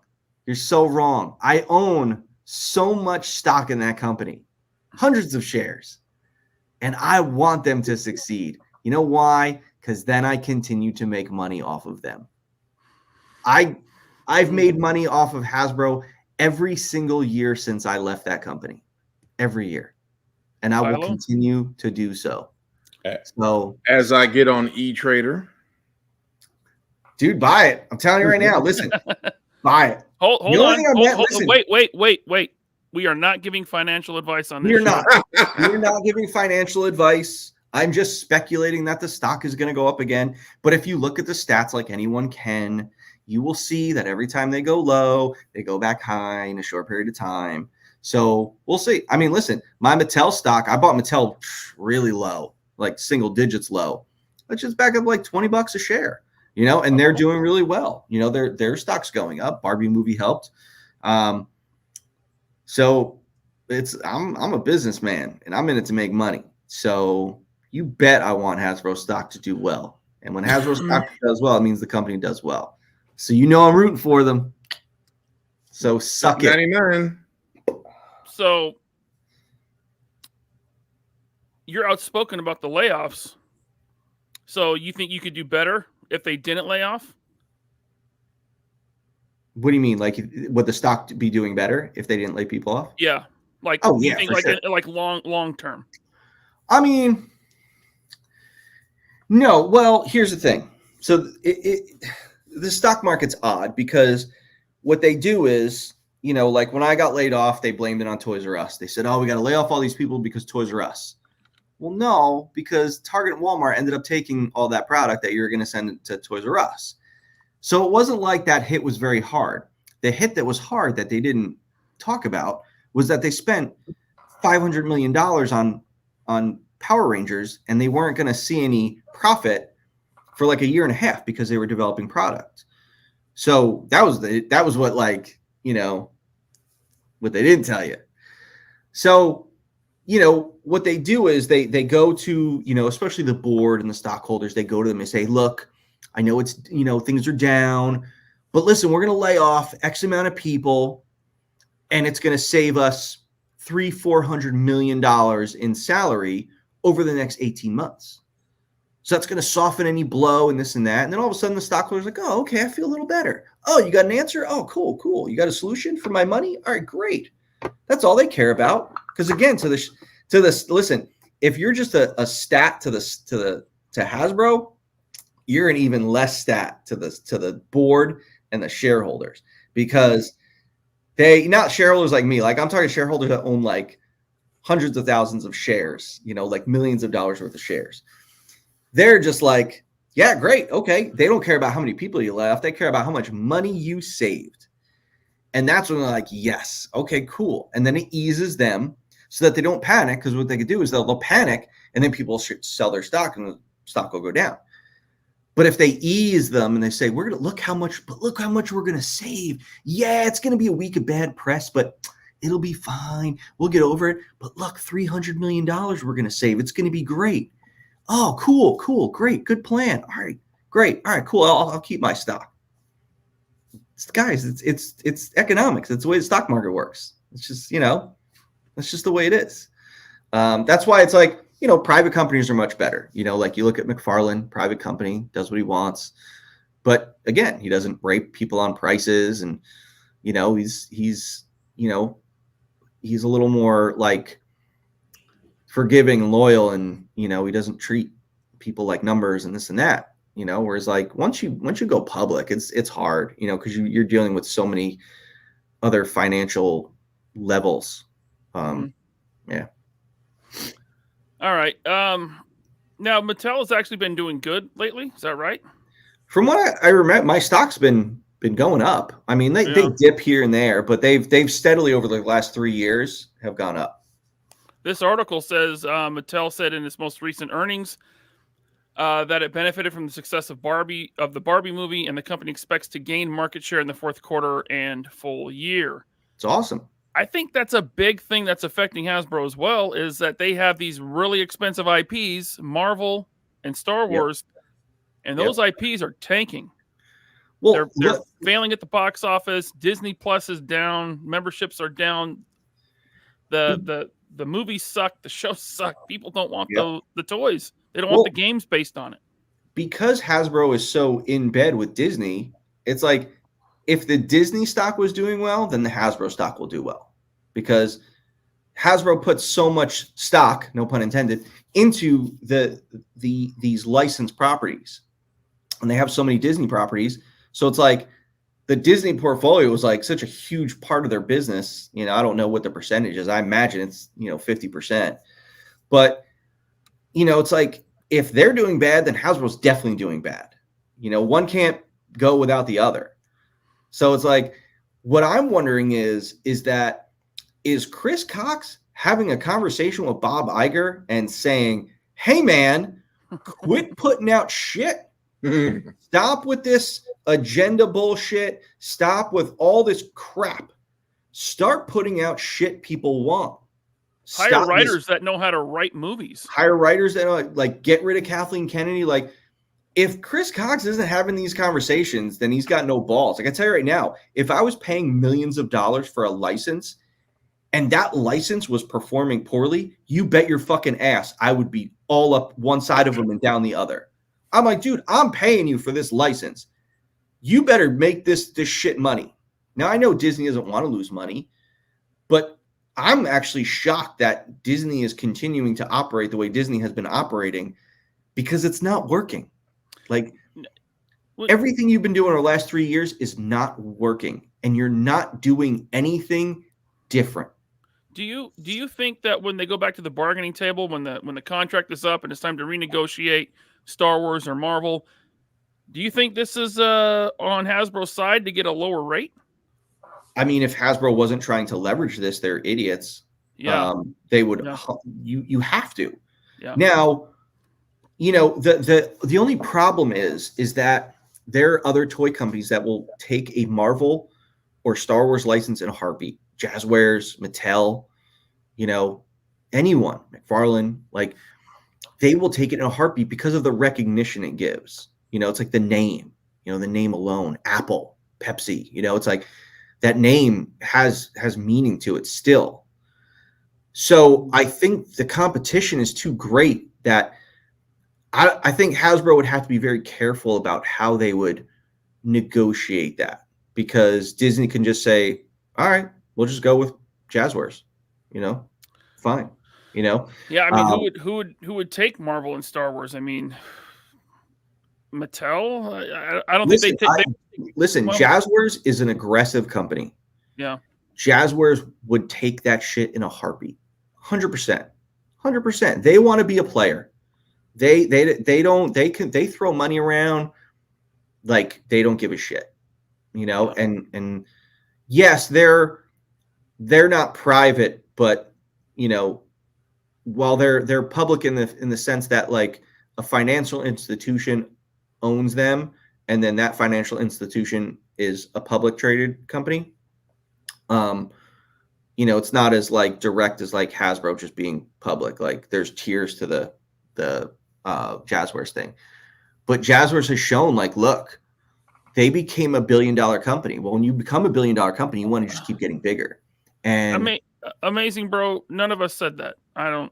If that's happening, whatever. But none of us said that. I just want to be clear. Yeah. Go ahead, Bobby. So yeah. But So do they would. Do you think is it Disney who's telling Hasbro? Like Hasbro has made figures of characters that no one cared about. Do you think that was Disney who told them to do that, or Yes, is that Hasbro saying? Yeah. That's the question. Yep. However, the interesting thing is, we saw all these shit figures come out for the Disney Plus shows that are just peg warming like crazy. Oh, they're so However, bad. I didn't see Captain Marvel Legends figures. They came and went fast. They were on discount and gone. Because I didn't even see any, like, they were like any on the shelves or anything like that. So I'm like, whoa, did they tell Marvel, like, hey, we're not doing this? I saw them on the shelf in my area for a couple of weeks, and they were discounted and gone really fast. The latest Disney Plus wave, which came after that, is still sitting around. Yeah. And there's tons of it. The other thing is sometimes Hasbro doesn't need to fight that fight. The retailers. So for instance, like when I was working on Guardians 2, even though Guardians 1 made a boatload of money, super successful, retailers still didn't believe in a large item count for the second movie. So like I had planned this awesome play pattern called Mix Power with all these cassette tapes that unlock different things with the figures. And we had like something like 20 or 30 items. And I remember retail came back and they were like, yeah, no, we only want like 10 items. So it's like all those items got cut. I never got to do any of those Mix Power things. I got to do one Mix Power item. And so retail dictates that. So that when Hasbro has the conversations with Marvel and they're like, well, listen, Target and Walmart didn't want this wave. They didn't want this product. They didn't want to cover that. They didn't want to do that. So it's like Hasbro kind of hopes that the retailers help them fight that battle a little bit, but also Hasbro needs to have these conversations. And I feel like when you have powerful CEOs, that make millions of dollars, you definitely have hard conversations with powerful people. So, I'd imagine that Chris Cox is definitely having conversations with Bob Iger, like, dude, so what are you guys doing? How are you guys going to right this ship? What are you doing? Yeah. All right. Well, we should move on from that. We got a lot of super chats here I got to get to, and we want to talk about Super 7. Okay, we're going to talk about Super 7 a little bit. Logan Wood. What did he say? He got excited that he's going to be able to talk shit about Super 7, I'm sure. Oh. Logan Wood, thank you for the member chat. Thanks for being a member for 4 months. Appreciate you, man. DMA88, thank you for another super chat. I'm Ace, and I don't remember talking to you, Bobby. He says, but I'm an illustrator, and I love doing Action Force box art. Just saying, Bobby, excited for season 4. You should email him, Valaverse@gmail.com. He's making his drinks right now. You send him a picture of your art, or a picture of him naked, Yes. and just do that and send it to him, riding like a bear or something. Yeah. Oh, no. Please don't do that. Don't do that. Don't do that. Go ahead. Okay. Wolfie, thank you so much for the super chat. Wholeheartedly agree with Master Son. As enlisted U.S. Air Force, I learned from the best leaders. I had to work for my people and try to keep the BS off their plate. Creative people thrive under real leadership. 100%. Yep. Bad leadership is the fastest way to kill an organization. It is just because there's nothing you can do. Yep. Ted Millick says Hasbro will soon turn into a licensing only company. Michael kind of speculated on that in his video on Retro Blasting. That I was actually waiting for us to get to that about McFarlane getting a piece, and then and it's like you laid off a whole bunch of people, and now you're selling permission for another company to create your stuff so that you don't have to do it. McFarlane is just the latest one. They've already, Yeah. they farmed up to Super 7 and to Mattel. Mattel will be making Hasbro product or Hasbro IP product. But we're going to talk about McFarlane in a minute. Bobby, do you think Hasbro would ever get out of manufacturing and just turn into a holding company? Nope. You think they want to stay in manufacturing? Yeah, and it's the same reason why Disney won't buy Hasbro. Like there were all these talks like back, 5 years ago and stuff. Like, and then it happened like every year. It's like, oh, Disney's going to buy Hasbro. And it's just like, no, because Disney wants no part of the manufacturing process. They want to deal with factories and all that shit, importing and all that. So it's like Hasbro doesn't have strong enough brands to just become a licensing company. Right. They have to continue to manufacture. And they'll never get out of manufacturing. I mean, they had to sell E1 Entertainment, which, they were going to be making media.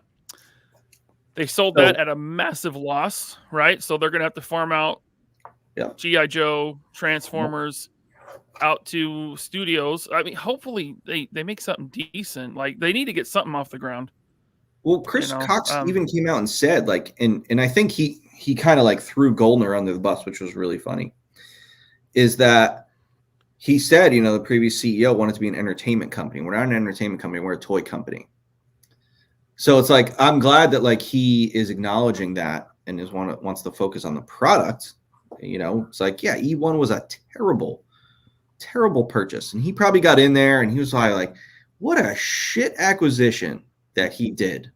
Let's get out from under this now. Yeah. Ace from Ramen Toy says Hasbro is still going to have a huge presence at Las Vegas Licensing Expo 2024. I'll be there. Yeah. All right. Let's see here. Action Joe Figs says, I'm a 1/6 scale collector, primarily 12-inch vintage G.I. Joes all the way, but just got into Action Force and love the figures. Man. Thanks, Bobby. I've made a couple videos on it so far and more to come. Thank you for digging the line, man. Happy to have you aboard. Maybe one of the mods can drop a link to his channel in the chat. Thank you, Action Joe Figs. Let's see here. We got one. Oh, Mark Rudolph. Thank you so much for the very generous super chat. He says, thanks for doing what you do. Thank you, Ryan. That's Mark. Yeah, but he was thanking you. No, don't thank me. Thank Ryan. He was Ryan makes this all possible. Ryan gives me the platform to rant. He does. He's got the energy to do this. Well, thank you, Mark Rudolph. Yeah. Appreciate that very much. Let's see here. Joey R. Cannoli. Thanks for becoming a channel member at the loaded potato level. Stay tuned for the after show, man. Thank you very much. Logan Wood says, I'd like public acknowledgement of Hasbro's clear, albeit highly diluted attempt at producing a 1-to-1 Vala replicant. The Wish Bobby Vala that's on the Marvel Legends team now. You guys are hilarious. You know that meme that funny. That meme that Jeremy posted with the dude and his girlfriend, and he's looking behind, and she's looking at him, and he's looking at that other chick, right? You know that meme. Everyone knows that meme, right? Yep.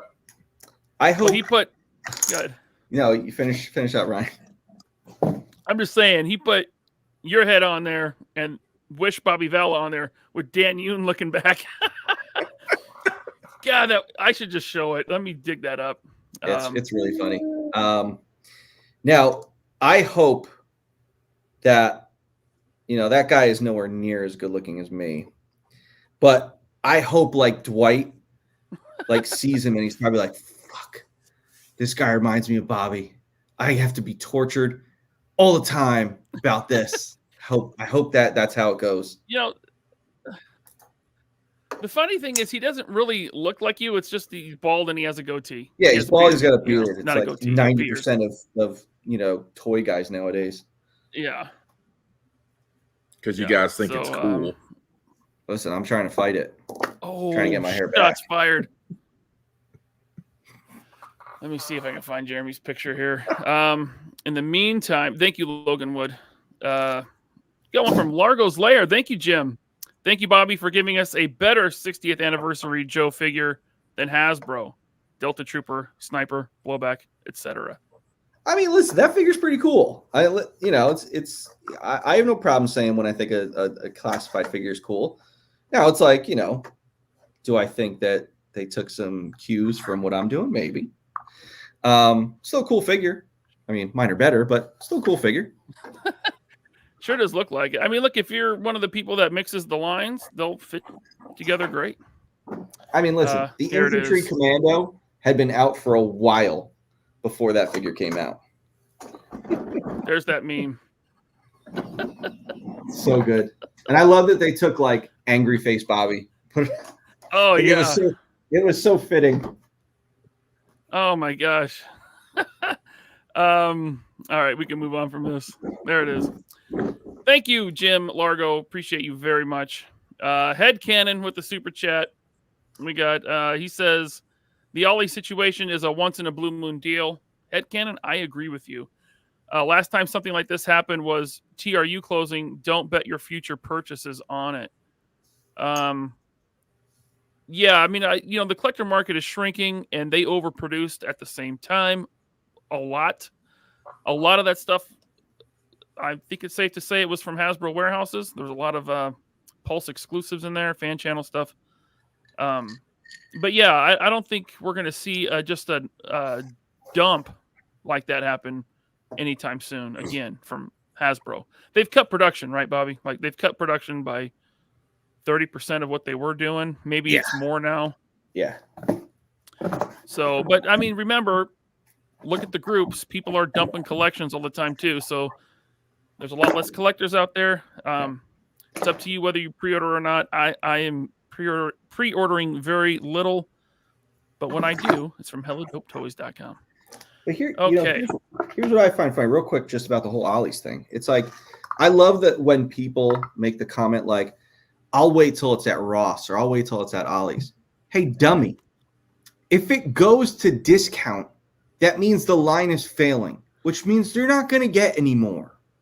So that's a really stupid mentality to have. It's like, oh, for you to get your one item? Okay. Oh, you want to wait? Okay. Well, like when Joe fans, like when all this shit back, during retaliation and all that, like things were going to Ross and everyone's all excited, like, oh, I'll go to Ross. Oh, I'll wait till it goes to Ross. And it's just like, okay, well, what happened after that? Yeah, G.I. Joe took a hiatus for many, many years. So your mentality is the worst, like the worst for you to want that. It's like, yeah, I know you want to save some money because their stuff's overpriced, but it doesn't mean there's a future for the line if it goes to discount. Yeah. Stop thinking like that. Yeah, I mean, it's fun to find it, but if you're finding just a massive amount like we are now, it's 1,100 people getting laid off. Let's see here. Thank you, Headcanon. Calvin Wilkinson. Hey, Bobby. Action Force / Fortnite crossover win. I want Warpath Eclipse to own some noobs. That would be cool. That would be cool. Listen, if I knew who to get in touch with over there, I would definitely have them do some skins for Fortnite for sure. Yeah, that'd be cool. I heard that the guy, one of the creators of the game, I'm not a gamer, so I don't know. But I heard like one of the creators, he's a big like a nostalgia nerd and stuff like that. So he loves like that kind of shit. So maybe one day he'll like find my line and he'll reach out and be like, hey.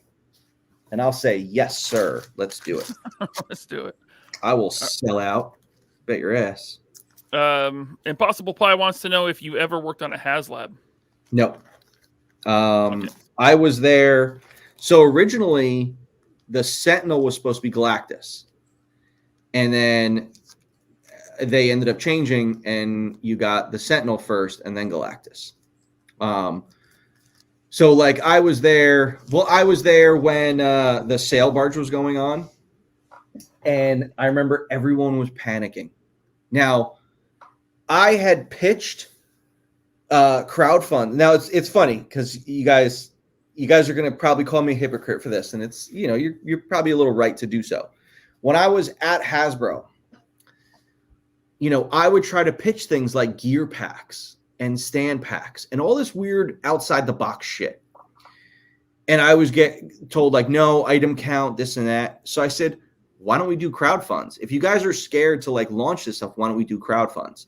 And I remember Deadpool Dollar at the time was like, no way, that's a logistical night. He told me, he goes, that's a logistical nightmare. And he didn't want to do it. I was like, all right, so then fast forward, now they're doing crowdfunds. So it's Bobby's fault. It's my fault. Write that down. Bobby caused it's my crowdfund model for Hasbro. But at that time, I wasn't thinking. I was a guy for the company. I was trying to think of making great product. I wasn't, I didn't have the experience with crowdfunds and seeing the way, Hasbro exploits them and the whole thing that goes with it. I didn't know about that. I was just someone who had backed Kickstarters in the past. And I saw that it could be a possible outlet for it. We're talking, this is 2013 where I suggested that, 10 years ago. So when the sale barge was going on, everyone was panicking. And I was like, guys, relax. You get a bump in the beginning and then a bump at the end. They were wading through those deep waters in the middle like, holy shit, this is going to fail. So they said to the company, hey, do you want a company discount on the Haslab? Yes, please. And thank you. I will take that.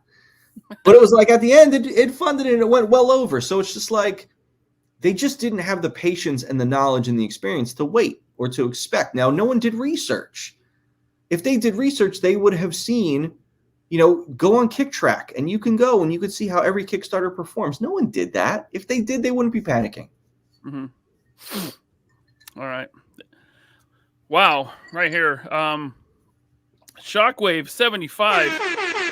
Thank you very much for a very generous super chat. You got one of them red boys.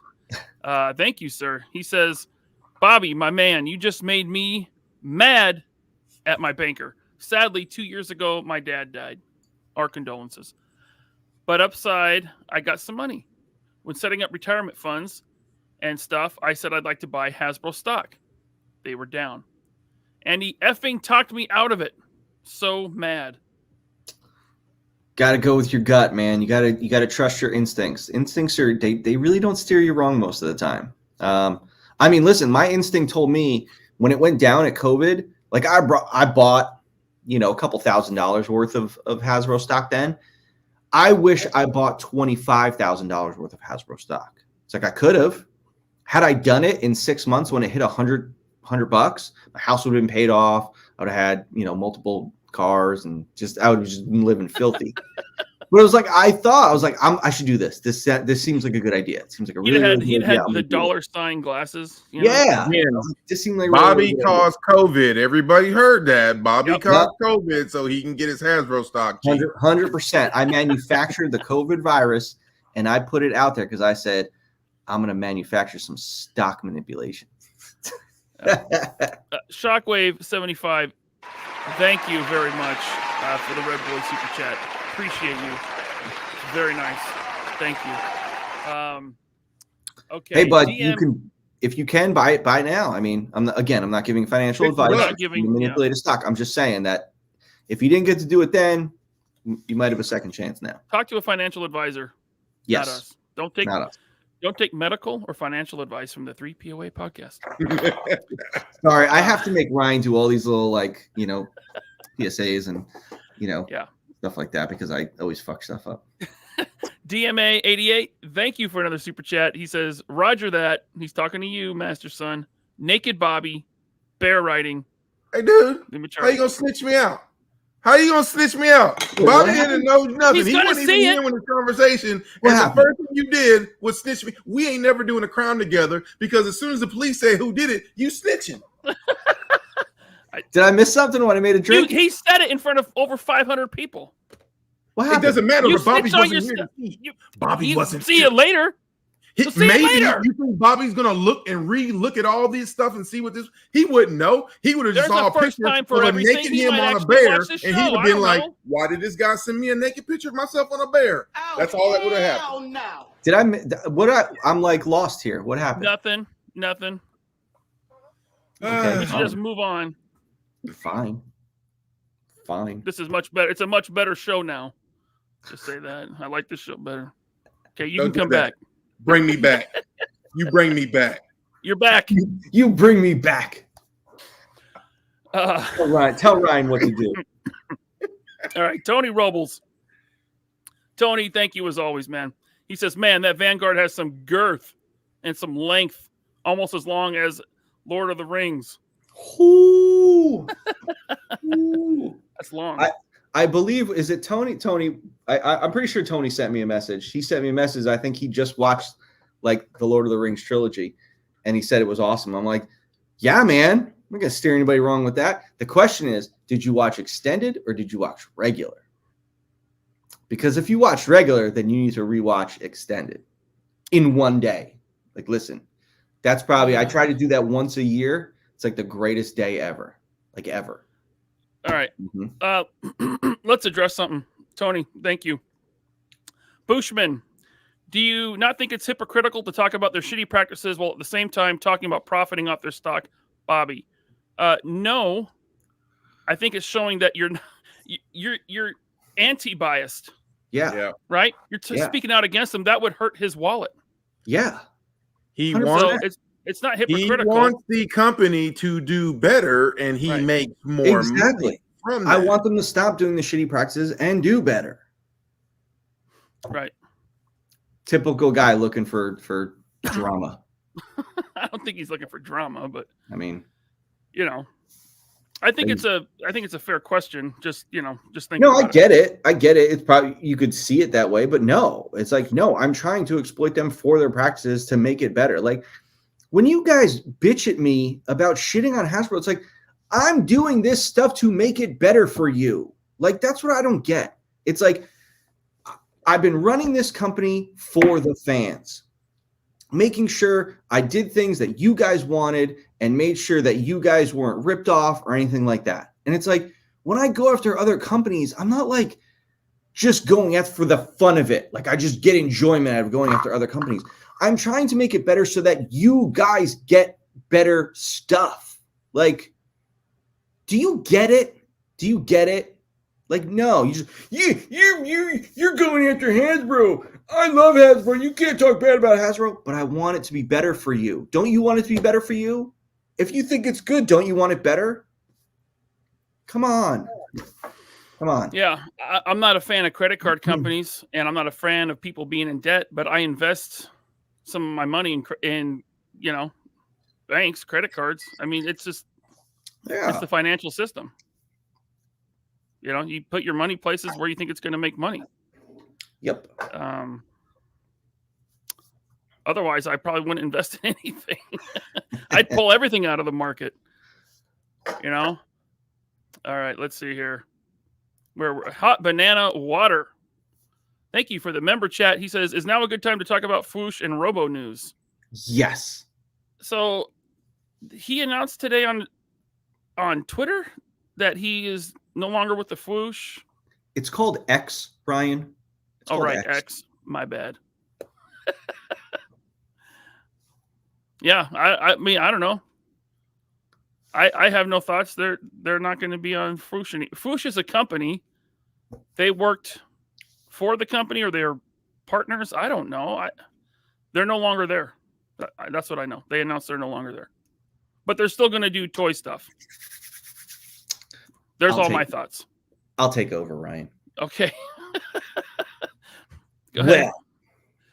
Well, where do I start? I don't know. Because Robo said there was no drama. Two of you left. Two of the personalities at the Foosh left at the same time. I'm just going to go out on a limb here because I've exploited Robo for saying a false story when it came to Action Force. And I exploited that because what he said was inaccurate. What you mean exposed? Exposed. Sorry, I exposed him for what he said because it was false, but he didn't want to correct that. It's okay. I know you're in Brian's pocket, which is funny because allegedly Robo's not a small guy. So it's like Brian's pocket would be really tiny to fit in. So I'm like, not a lot of room in that pocket. To, those are small pants. Like my 7-year-old size pants. Like those pants are tiny.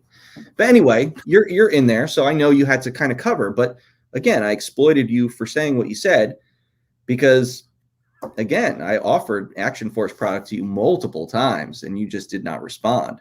So to say that it was too hard of a line to follow because there was so much out there.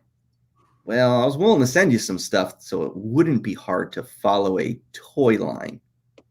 But that's neither here nor there. So when someone comes out and says, yeah, there was no drama, even though 2 personalities left at the exact same time, I'm probably going to call bullshit on that. He'll never come out and say it. Maybe he'll go in one of his secret communities with Dan Larson and talk about it then. Ooh, because we can't be public about when we shit on companies. We have to do it in secret because, we have to sell out to them. I have to be on, Hasbro pull streams and this and that. But it seems real fishy, Robo. It seems real fishy. Now, we can only sit here and speculate. Will you come out and say it? Probably not. You're going to go do your thing, and you're going to say everything's all good because, you play that side of the fence, which is fine.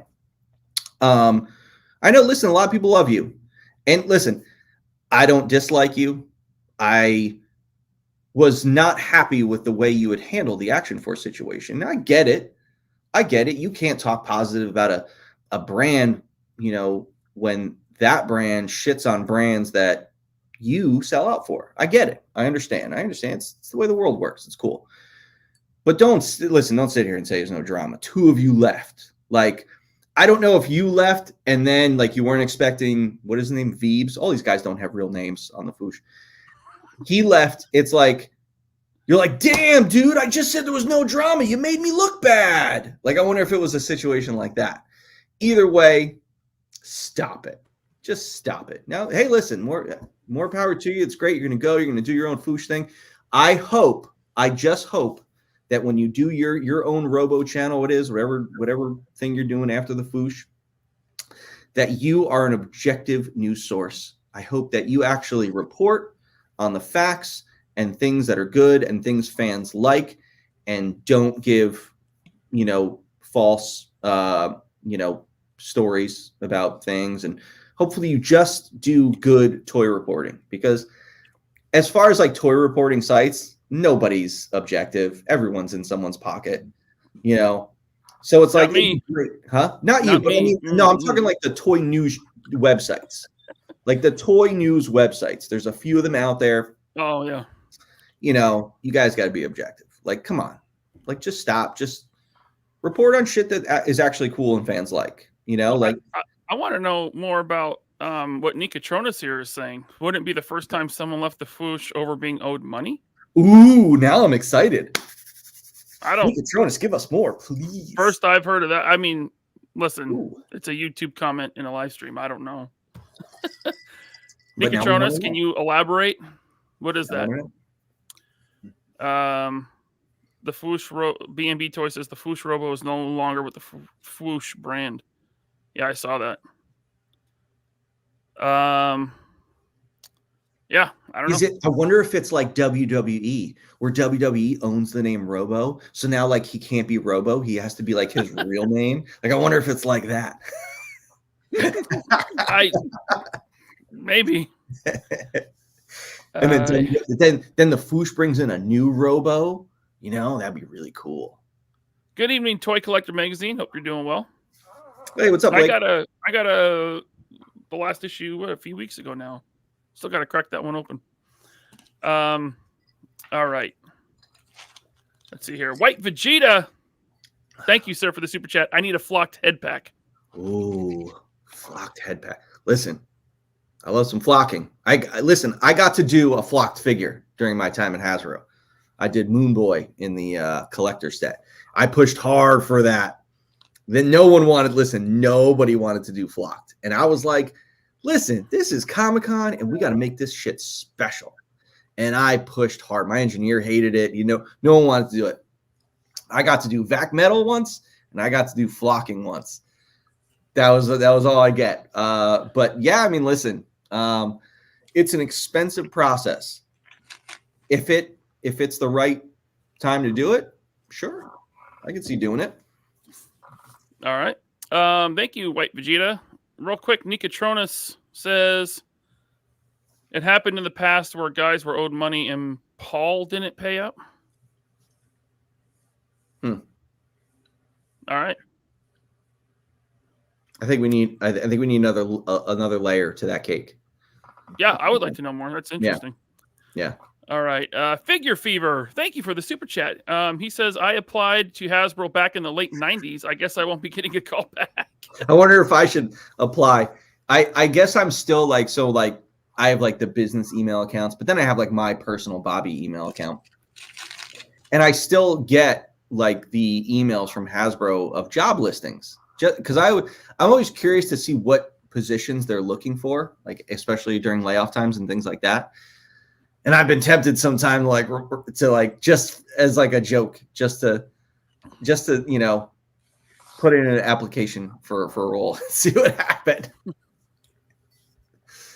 Just put my name on it and put your resume. There you go. Yeah, right. Because listen, I bet you Hasbro has a black book. Remember how like the FBI had a black book with like Al Capone's name and John Dillinger, like all those guys? I bet you Hasbro has a black book with my name at the fucking top of the list. And if they don't, that'd be unfortunate. But I bet you. Huh? Have the lawyers reached out to you lately? No, they didn't reach it. They haven't reached out since I went on that Dumb Shits channel and talked about some stuff. I think they know better. I don't think they want any part of this. Yeah. Well, what are they going to come after me for? What? You guys lost a bunch of trademarks. Shame on you. Nikatronus, sorry, I didn't mean to cut you off, but Nikatronus says, way back in 1993, the Foosh has been around. Wow, really? I mean, that's early internet. I didn't know that. Really early internet. Yeah. Was that like Usenet groups or something? Crazy. All right. Tony Robles, thank you for another super chat, sir. He says, sister-in-law bought the extended, surprised me with multiple endings and 6 discs. Oh, buddy. So one of those movies is like 3 hours long. The extended edition, this is Lord of the Rings, is like 4 hours long each one. Yeah, so like Return of the King was a little over 3 hours, the regular version. But Return of the King had the most added footage, and that shit, I think it got to 4 hours. Like Two Towers. I think like Fellowship had like an extra 15 or 20 minutes. Two Towers had like an extra half hour, and then Return of the King had like an extra like 40 or 45 minutes. It was wild. Like I remember because sometimes you'll do extended versions, you'll get like an extra 10 minutes. Oh, big deal. Ooh, they'll make some scenes longer. Lord of the Rings had just new scenes, like totally new scenes. And you're just like, man, that's awesome. Like Return of the King had the Mouth of Sauron scene, which whoever made that decision to cut that scene, how dare you? Because I always wondered after Aragorn, rides back to his group and gives his speech, he's got blood all over his sword, black blood. And I'm like, why is his sword all dirty? Like, who'd he kill? Because the Mouth of Sauron never came out. I'm like, what the fuck is this? This is, what's going on here? Then I finally see this awesome scene where they have this great character come out and he cuts his head off. And I'm just like, oh, great. But yeah, dude, you cannot, don't get me wrong. The regular theatrical versions are still unbelievable movies. But the extended versions, holy shit. Have you ever sat through all 3 of them in one day? Yeah, I do it almost once a year. I can't do it. Oh, dude, it's I've amazing. tried like twice. I can't do it. Yeah. You must have the bladder of a gallon or something. You got to take breaks and put DVDs in. So, yeah. You take breaks. But when The Dark Knight Rises came out, I remember at midnight or I think at like 9:00 they showed Batman Begins, Dark Knight, and then Dark Knight Rises. It was cool to see all 3. Yeah. And I remember sitting through those and I was like, this is nothing compared to Lord of the Rings. Like this is like this is an appetizer.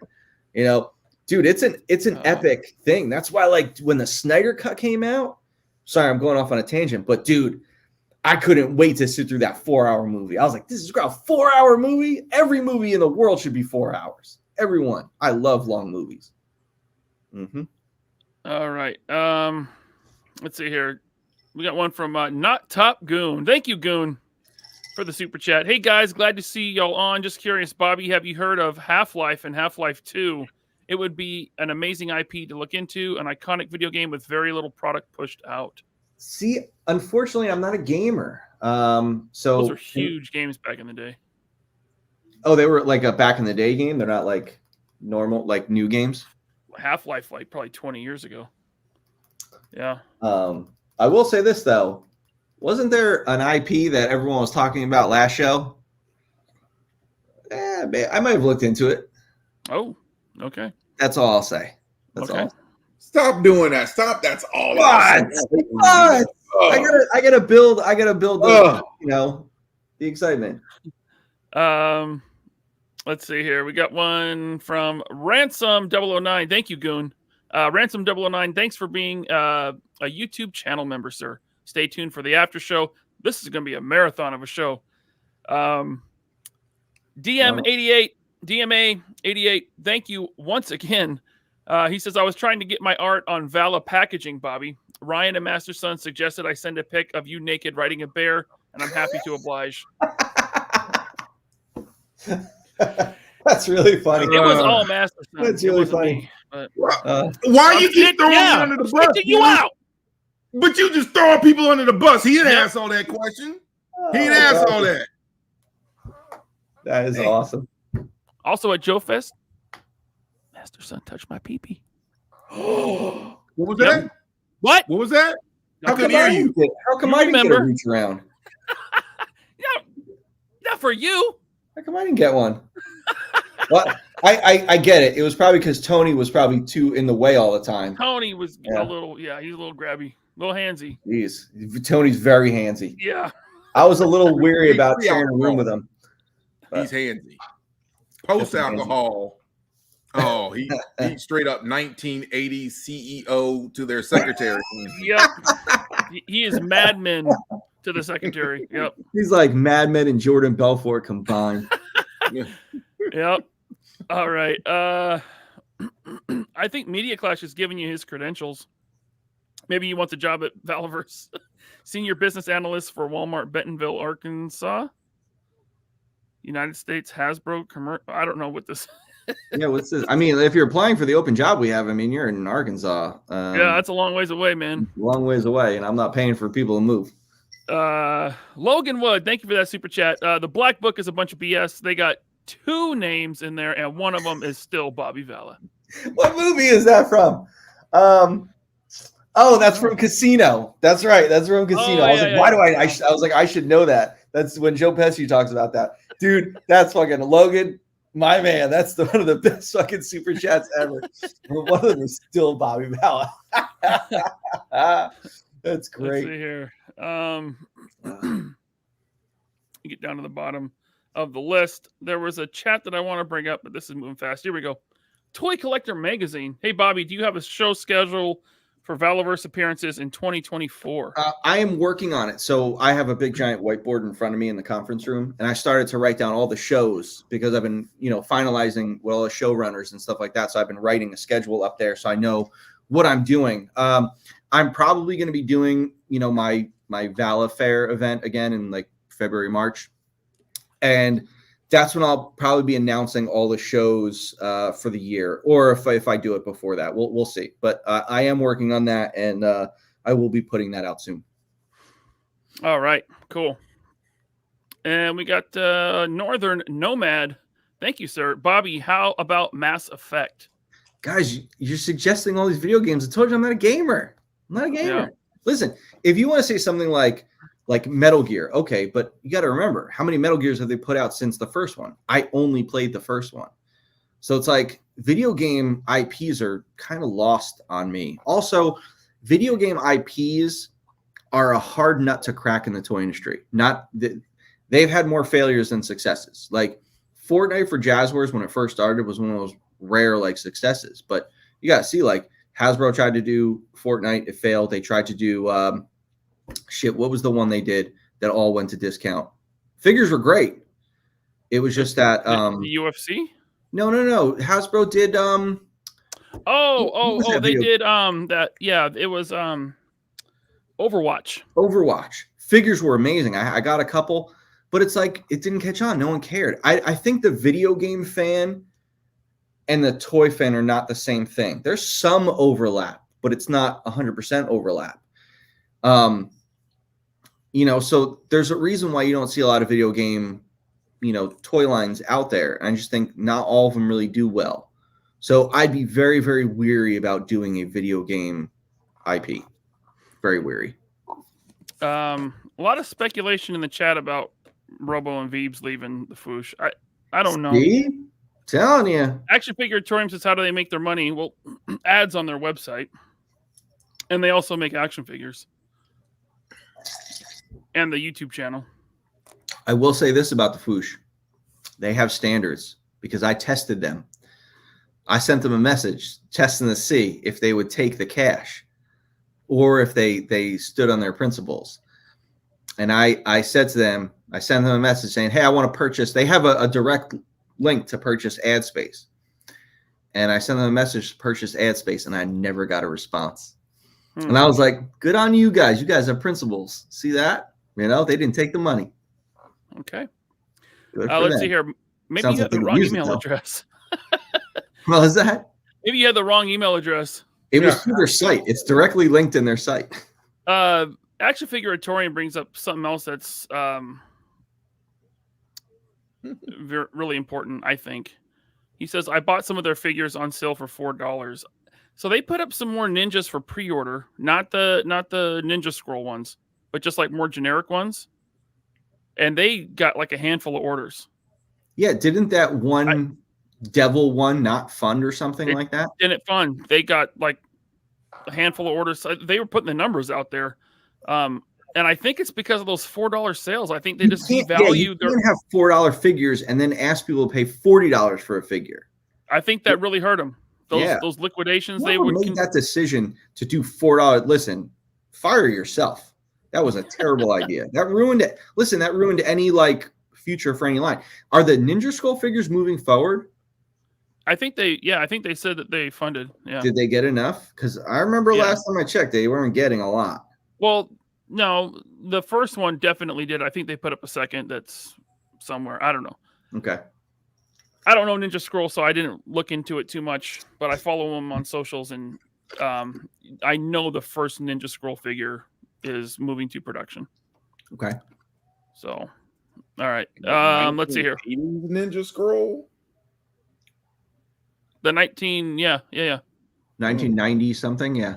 Yeah, they're based on the anime. Yep. Great movie. Michael Frazier, thanks for the member chat. Bobby, when are those Resident Evil figures? Again, man, I don't if you want to talk Resident Evil 1, 2, 3, that's my jam. But when you start getting into Xbox and PlayStation 2, I'm lost. Thank you for the member chat. I'm a great PlayStation 1 guy. That's it. Bobby said PlayStation 2, not knowing we're up to 5, but that's cool. Yeah. Well, what I meant was anything after 1. Dude, listen, if I don't know 2, I definitely don't know 5. The PS5's been out for 3 years, so they're probably PS6 will be right around the corner. Jeez, goes fast. If they don't go out of business, I'm glad I'm not a gamer. This shit seems too intense to keep up with. Hey, they are announced GTA new GTA coming out. There you go. Weren't they been working on that for 10 years or something? Yes, you are correct. You are correct. The last one I played was the trailer, and then they said coming 2025. And you're like, then tell me about it in a year and a half. Then say something. Don't tell me now. All right, Super 7, Bobby. So the mothership failed. It got up to 1,661 backers out of a minimum of 4,000. But they're still moving forward with O-Ring. They're still going to do O-Ring, but why did this fail? The price, economy's down, the offering sucked, all of the above. It was all the above. First of all, I said it before, who the absolute fuck asked for this.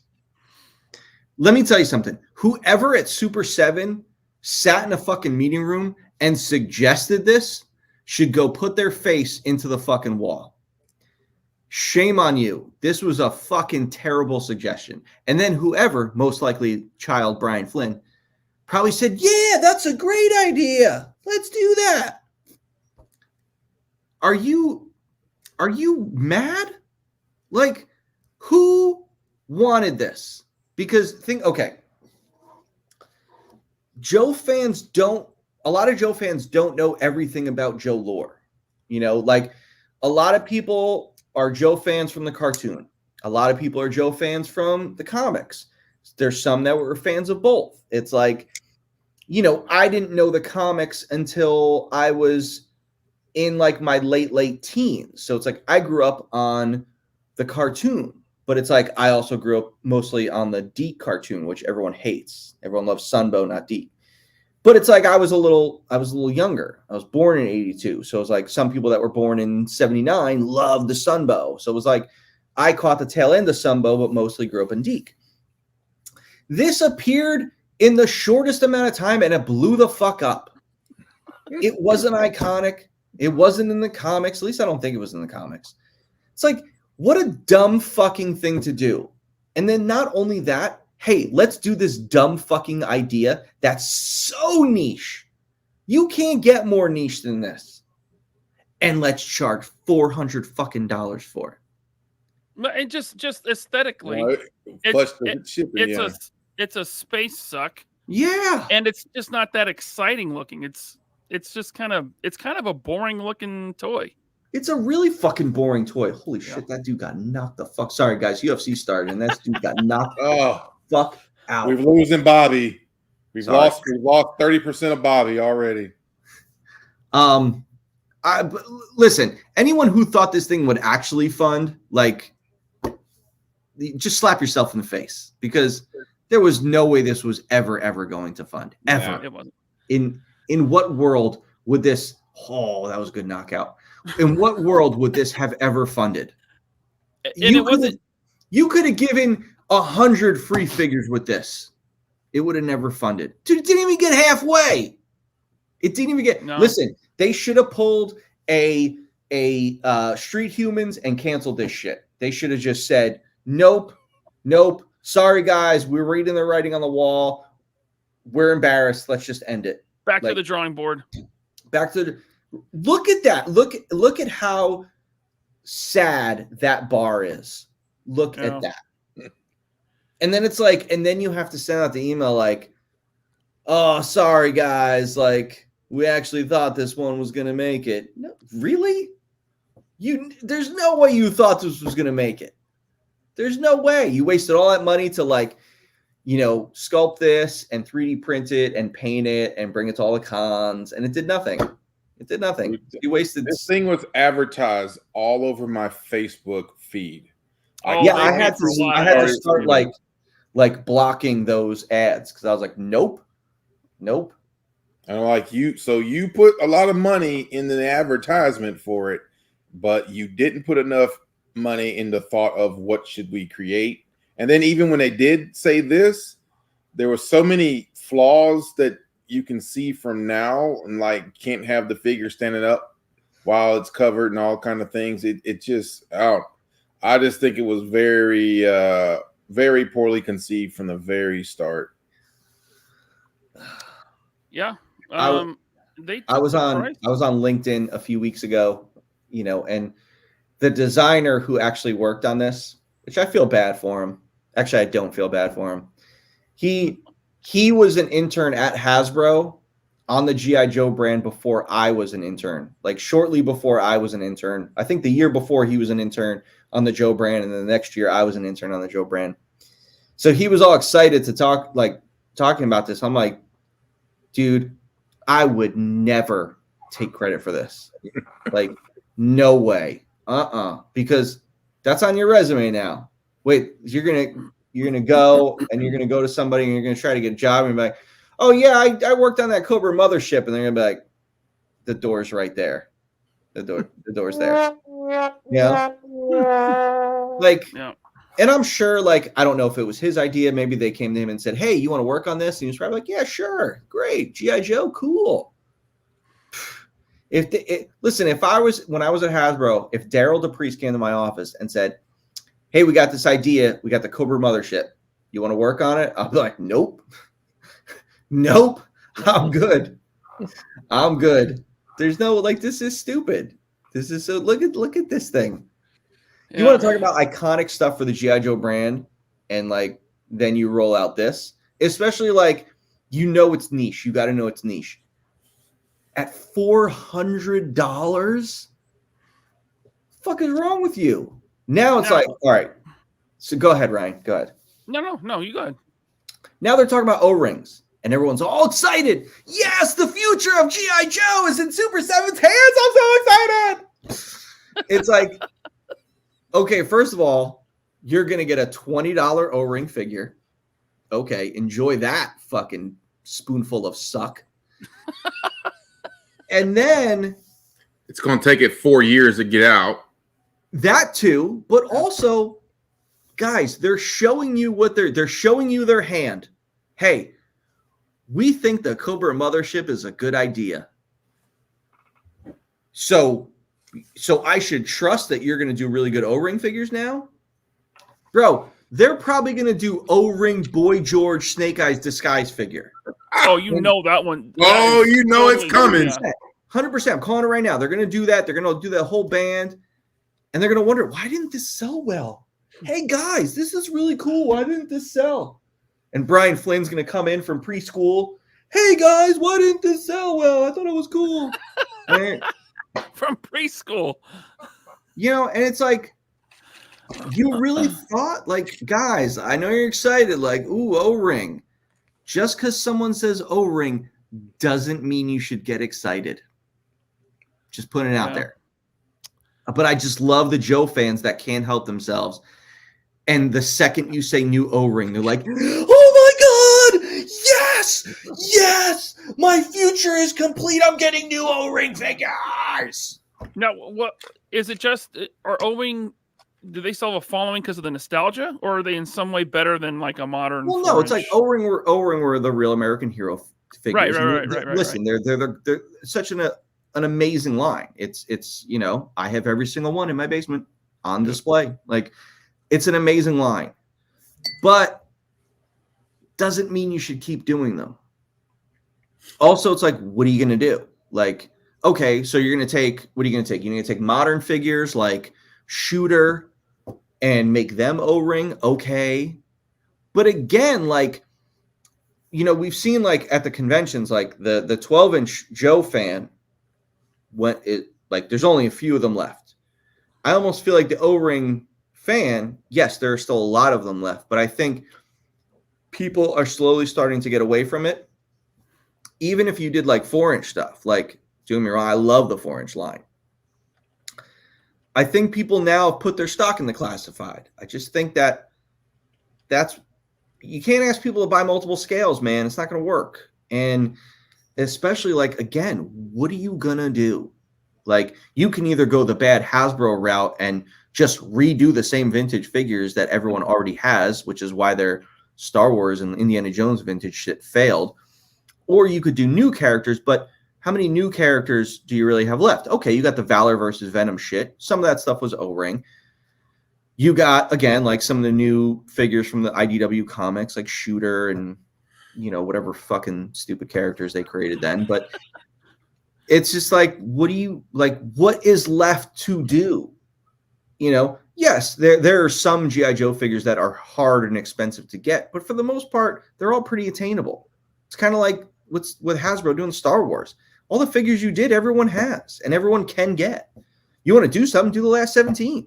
Bring those fucking figures back out. Do something new. Aunt Beru and Uncle Owen, Mon Mothma. It's like, 25. Listen, you're not wrong. I mean, I was being generous at 20. I mean, I wouldn't be surprised. So get ready, guys. All your excitement. I can't wait to see it just go down the drain. But you can't have $25 3 3/4 inch figures and then $25 6-inch figures from another. especially from the same IP. It's just, I mean, Black Series is doing it with Vintage Collection. They're getting close. yeah. Well, listen, how you gonna sell your 7-inch figures for $10? Well, let's get into that. Let's get into that. And then sell what? O-ring at, Look at this shit. Look at this shit, guys. This is all reaction. And I pulled this off of BBTS today. It almost looks to me like the whole line is $5 a piece, down from $18. Oh my god! Right, and then you got the Ultimates that hit Entertainment Earth, and this was a big story. $11. $11 for Ultimates. A lot of these are sitting at my Walmart for $55 still. God, jeez. And you guys are excited about new O-ring. Slap yourself in the face. Now, if O-ring doesn't work, I mean, what is there left for Super 7 to clam onto? There's, they're not going to... Bankruptcy? I don't know. Maybe Hasbro will outsource classified to Super 7 too. I don't know. Jeez. Please, no. If they would have at least done the reaction figures with 5 POA and looking like the cartoons, I would have considered it. I didn't say I would have done it. I would have at least considered it. You took like 4 steps backwards to create these figures, and and then the price. But it's crazy, right? These Ultimates are now less than the retail price of a reaction figure. Makes no sense. Makes no sense. It's crazy. Like it's like it's 2 companies competing against each other, and they just don't realize they're the same company. And this is after, Big Bad's giant Super 7 fire sale a couple weeks ago, or around Black Friday. It's bad. This just seems like we have so much in inventory. We just got to get it out of there. We're paying to house it somewhere. We got to get it out of there. Yep. Johnny Number Cinco says, bet you anything BBTS couldn't give these away. I don't really see people out there excited for G.I. Joe Ultimates. The fans love classified. Who wants 7-inch figures? I don't know. Probably not very many people. And those $10.99 prices were like a week ago, right? A week or so ago. Yeah, they're still up. They went back up a little bit to 25 and 32, but they're still half price. And they're still in stock after being $10.99 each. They're still in stock. And then you even got a Ninja Turtle there, Slash for $12.99 on BBTS. I took that screenshot today. So it's not looking good, huh, Bobby? It's not looking good. It's not looking good. It's definitely not looking good. Yeah. I mean, it's bad. It's definitely bad. Now, speaking of Hasbro licensing out their IPs, it was also announced that Todd McFarlane is going to be doing Hasbro figures. The page punchers come with the comic book, right? A lot of people instantly thought, "Oh, Todd McFarlane's going to be doing Marvel Legends now. We're going to get Star Wars Todd McFarlane figures." Hey, but it doesn't work that way. Hasbro cannot sub-license out Disney properties. Yeah. So McFarlane will be doing Hasbro's IP, Transformers, and G.I. Joe's, and they said it in the announcement. It is the Page Punchers line, which is like a 3-inch 5 POA figure and a clamshell with a comic book. Thoughts? Yeah, I mean, it was annoying me that like people were thinking that, like, 'cause they're going to do Marvel figures. Oh, McFarlane's going to show them up. Guys, they can't sub-license. Yeah. The only brands that Hasbro's going to let them do are G.I. Joe and Transformers. So, good luck with that. So are you all in on the G.I. Joe Page Punchers? No. No. I don't see these things moving at all at my Target. They're all on the pegs. They They have like an end cap display. That thing's been full forever. I've never seen these. I mean, I've seen them go on sale, but I don't see them leaving the shelf. Clemens? Yeah, I mean, listen, it's cool. Like, you know, it's nice that like he's doing it, trying to, you know, you're trying to get like the you know, the kids into it, a new generation. Oh, we sell a comic book and this and that. But sorry, I didn't mean to cut you off. You know, but it's just like, you know, I don't know. No, I mean that's the good thing about page punchers. You know, it's getting, you know, if kids are wanting these and they're buying them, maybe it could be their entryway into comics, because we know comics aren't doing too hot right now. They haven't been for a while. Yeah. So I go off of my daughter. My daughter's 11 years old.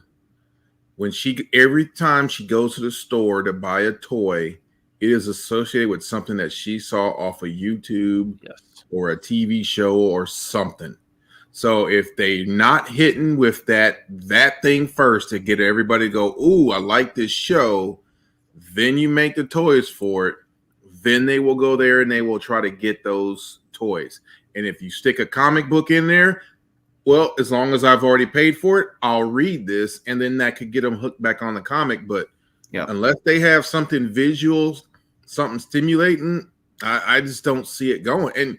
And I'm thinking, I don't know, you know, I'm not an animator, but for you to make a YouTube channel and make an animated series on YouTube, I don't think that would be as expensive as trying to put it on a network.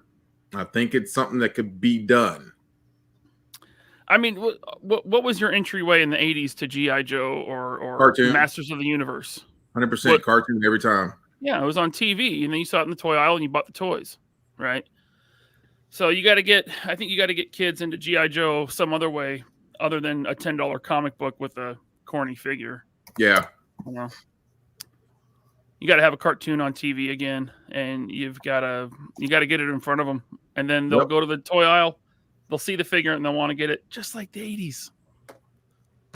What a concept.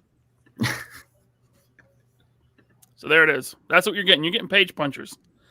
Now, there is a 7-inch page punchers line. I doubt you're going to get 7-inch Joes from McFarlane or 7-inch non-transformable McFarlane Transformers. That would be weird.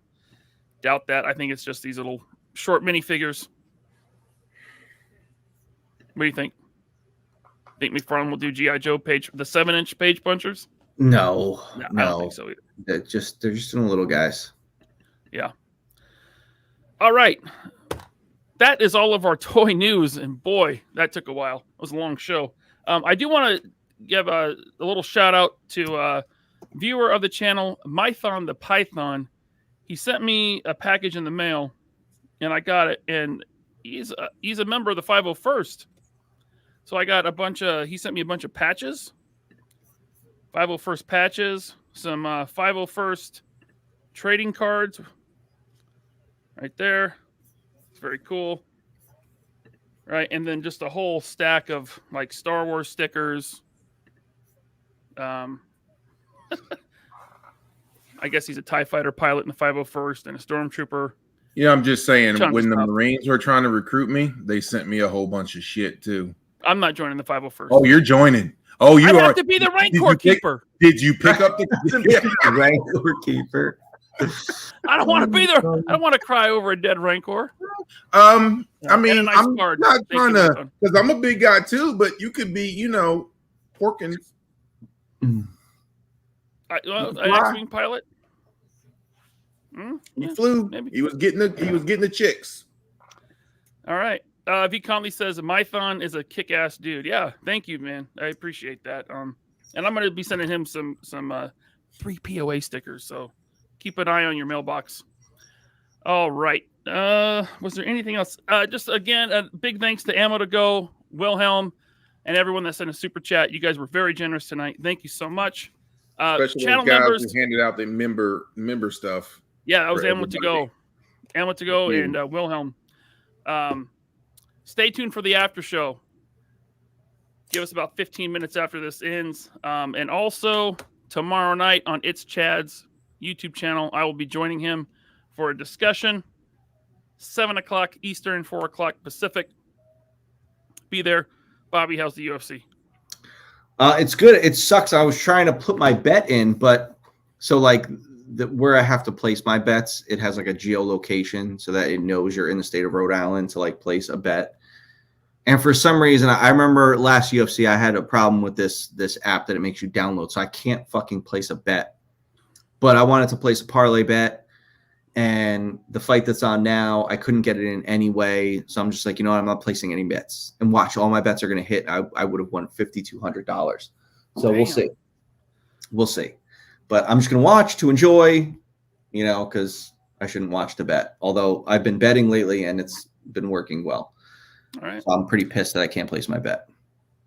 MapFlight75, thanks for becoming a member. Stay tuned for the after show. Clemens, thanks for coming on. Appreciate you, man. Did you have fun? I did. This is probably not my first, but this is the longest POA I've been on. It's been a long one. And then this is for B&B Toys. There you go, man. Stay tuned for the after show. That's all I can play. Oh, I wish we could play more. I was just grooving. On the after show, we can. On the after show. No. All right. Everyone, thank you so much. We'll see you later. Master Son.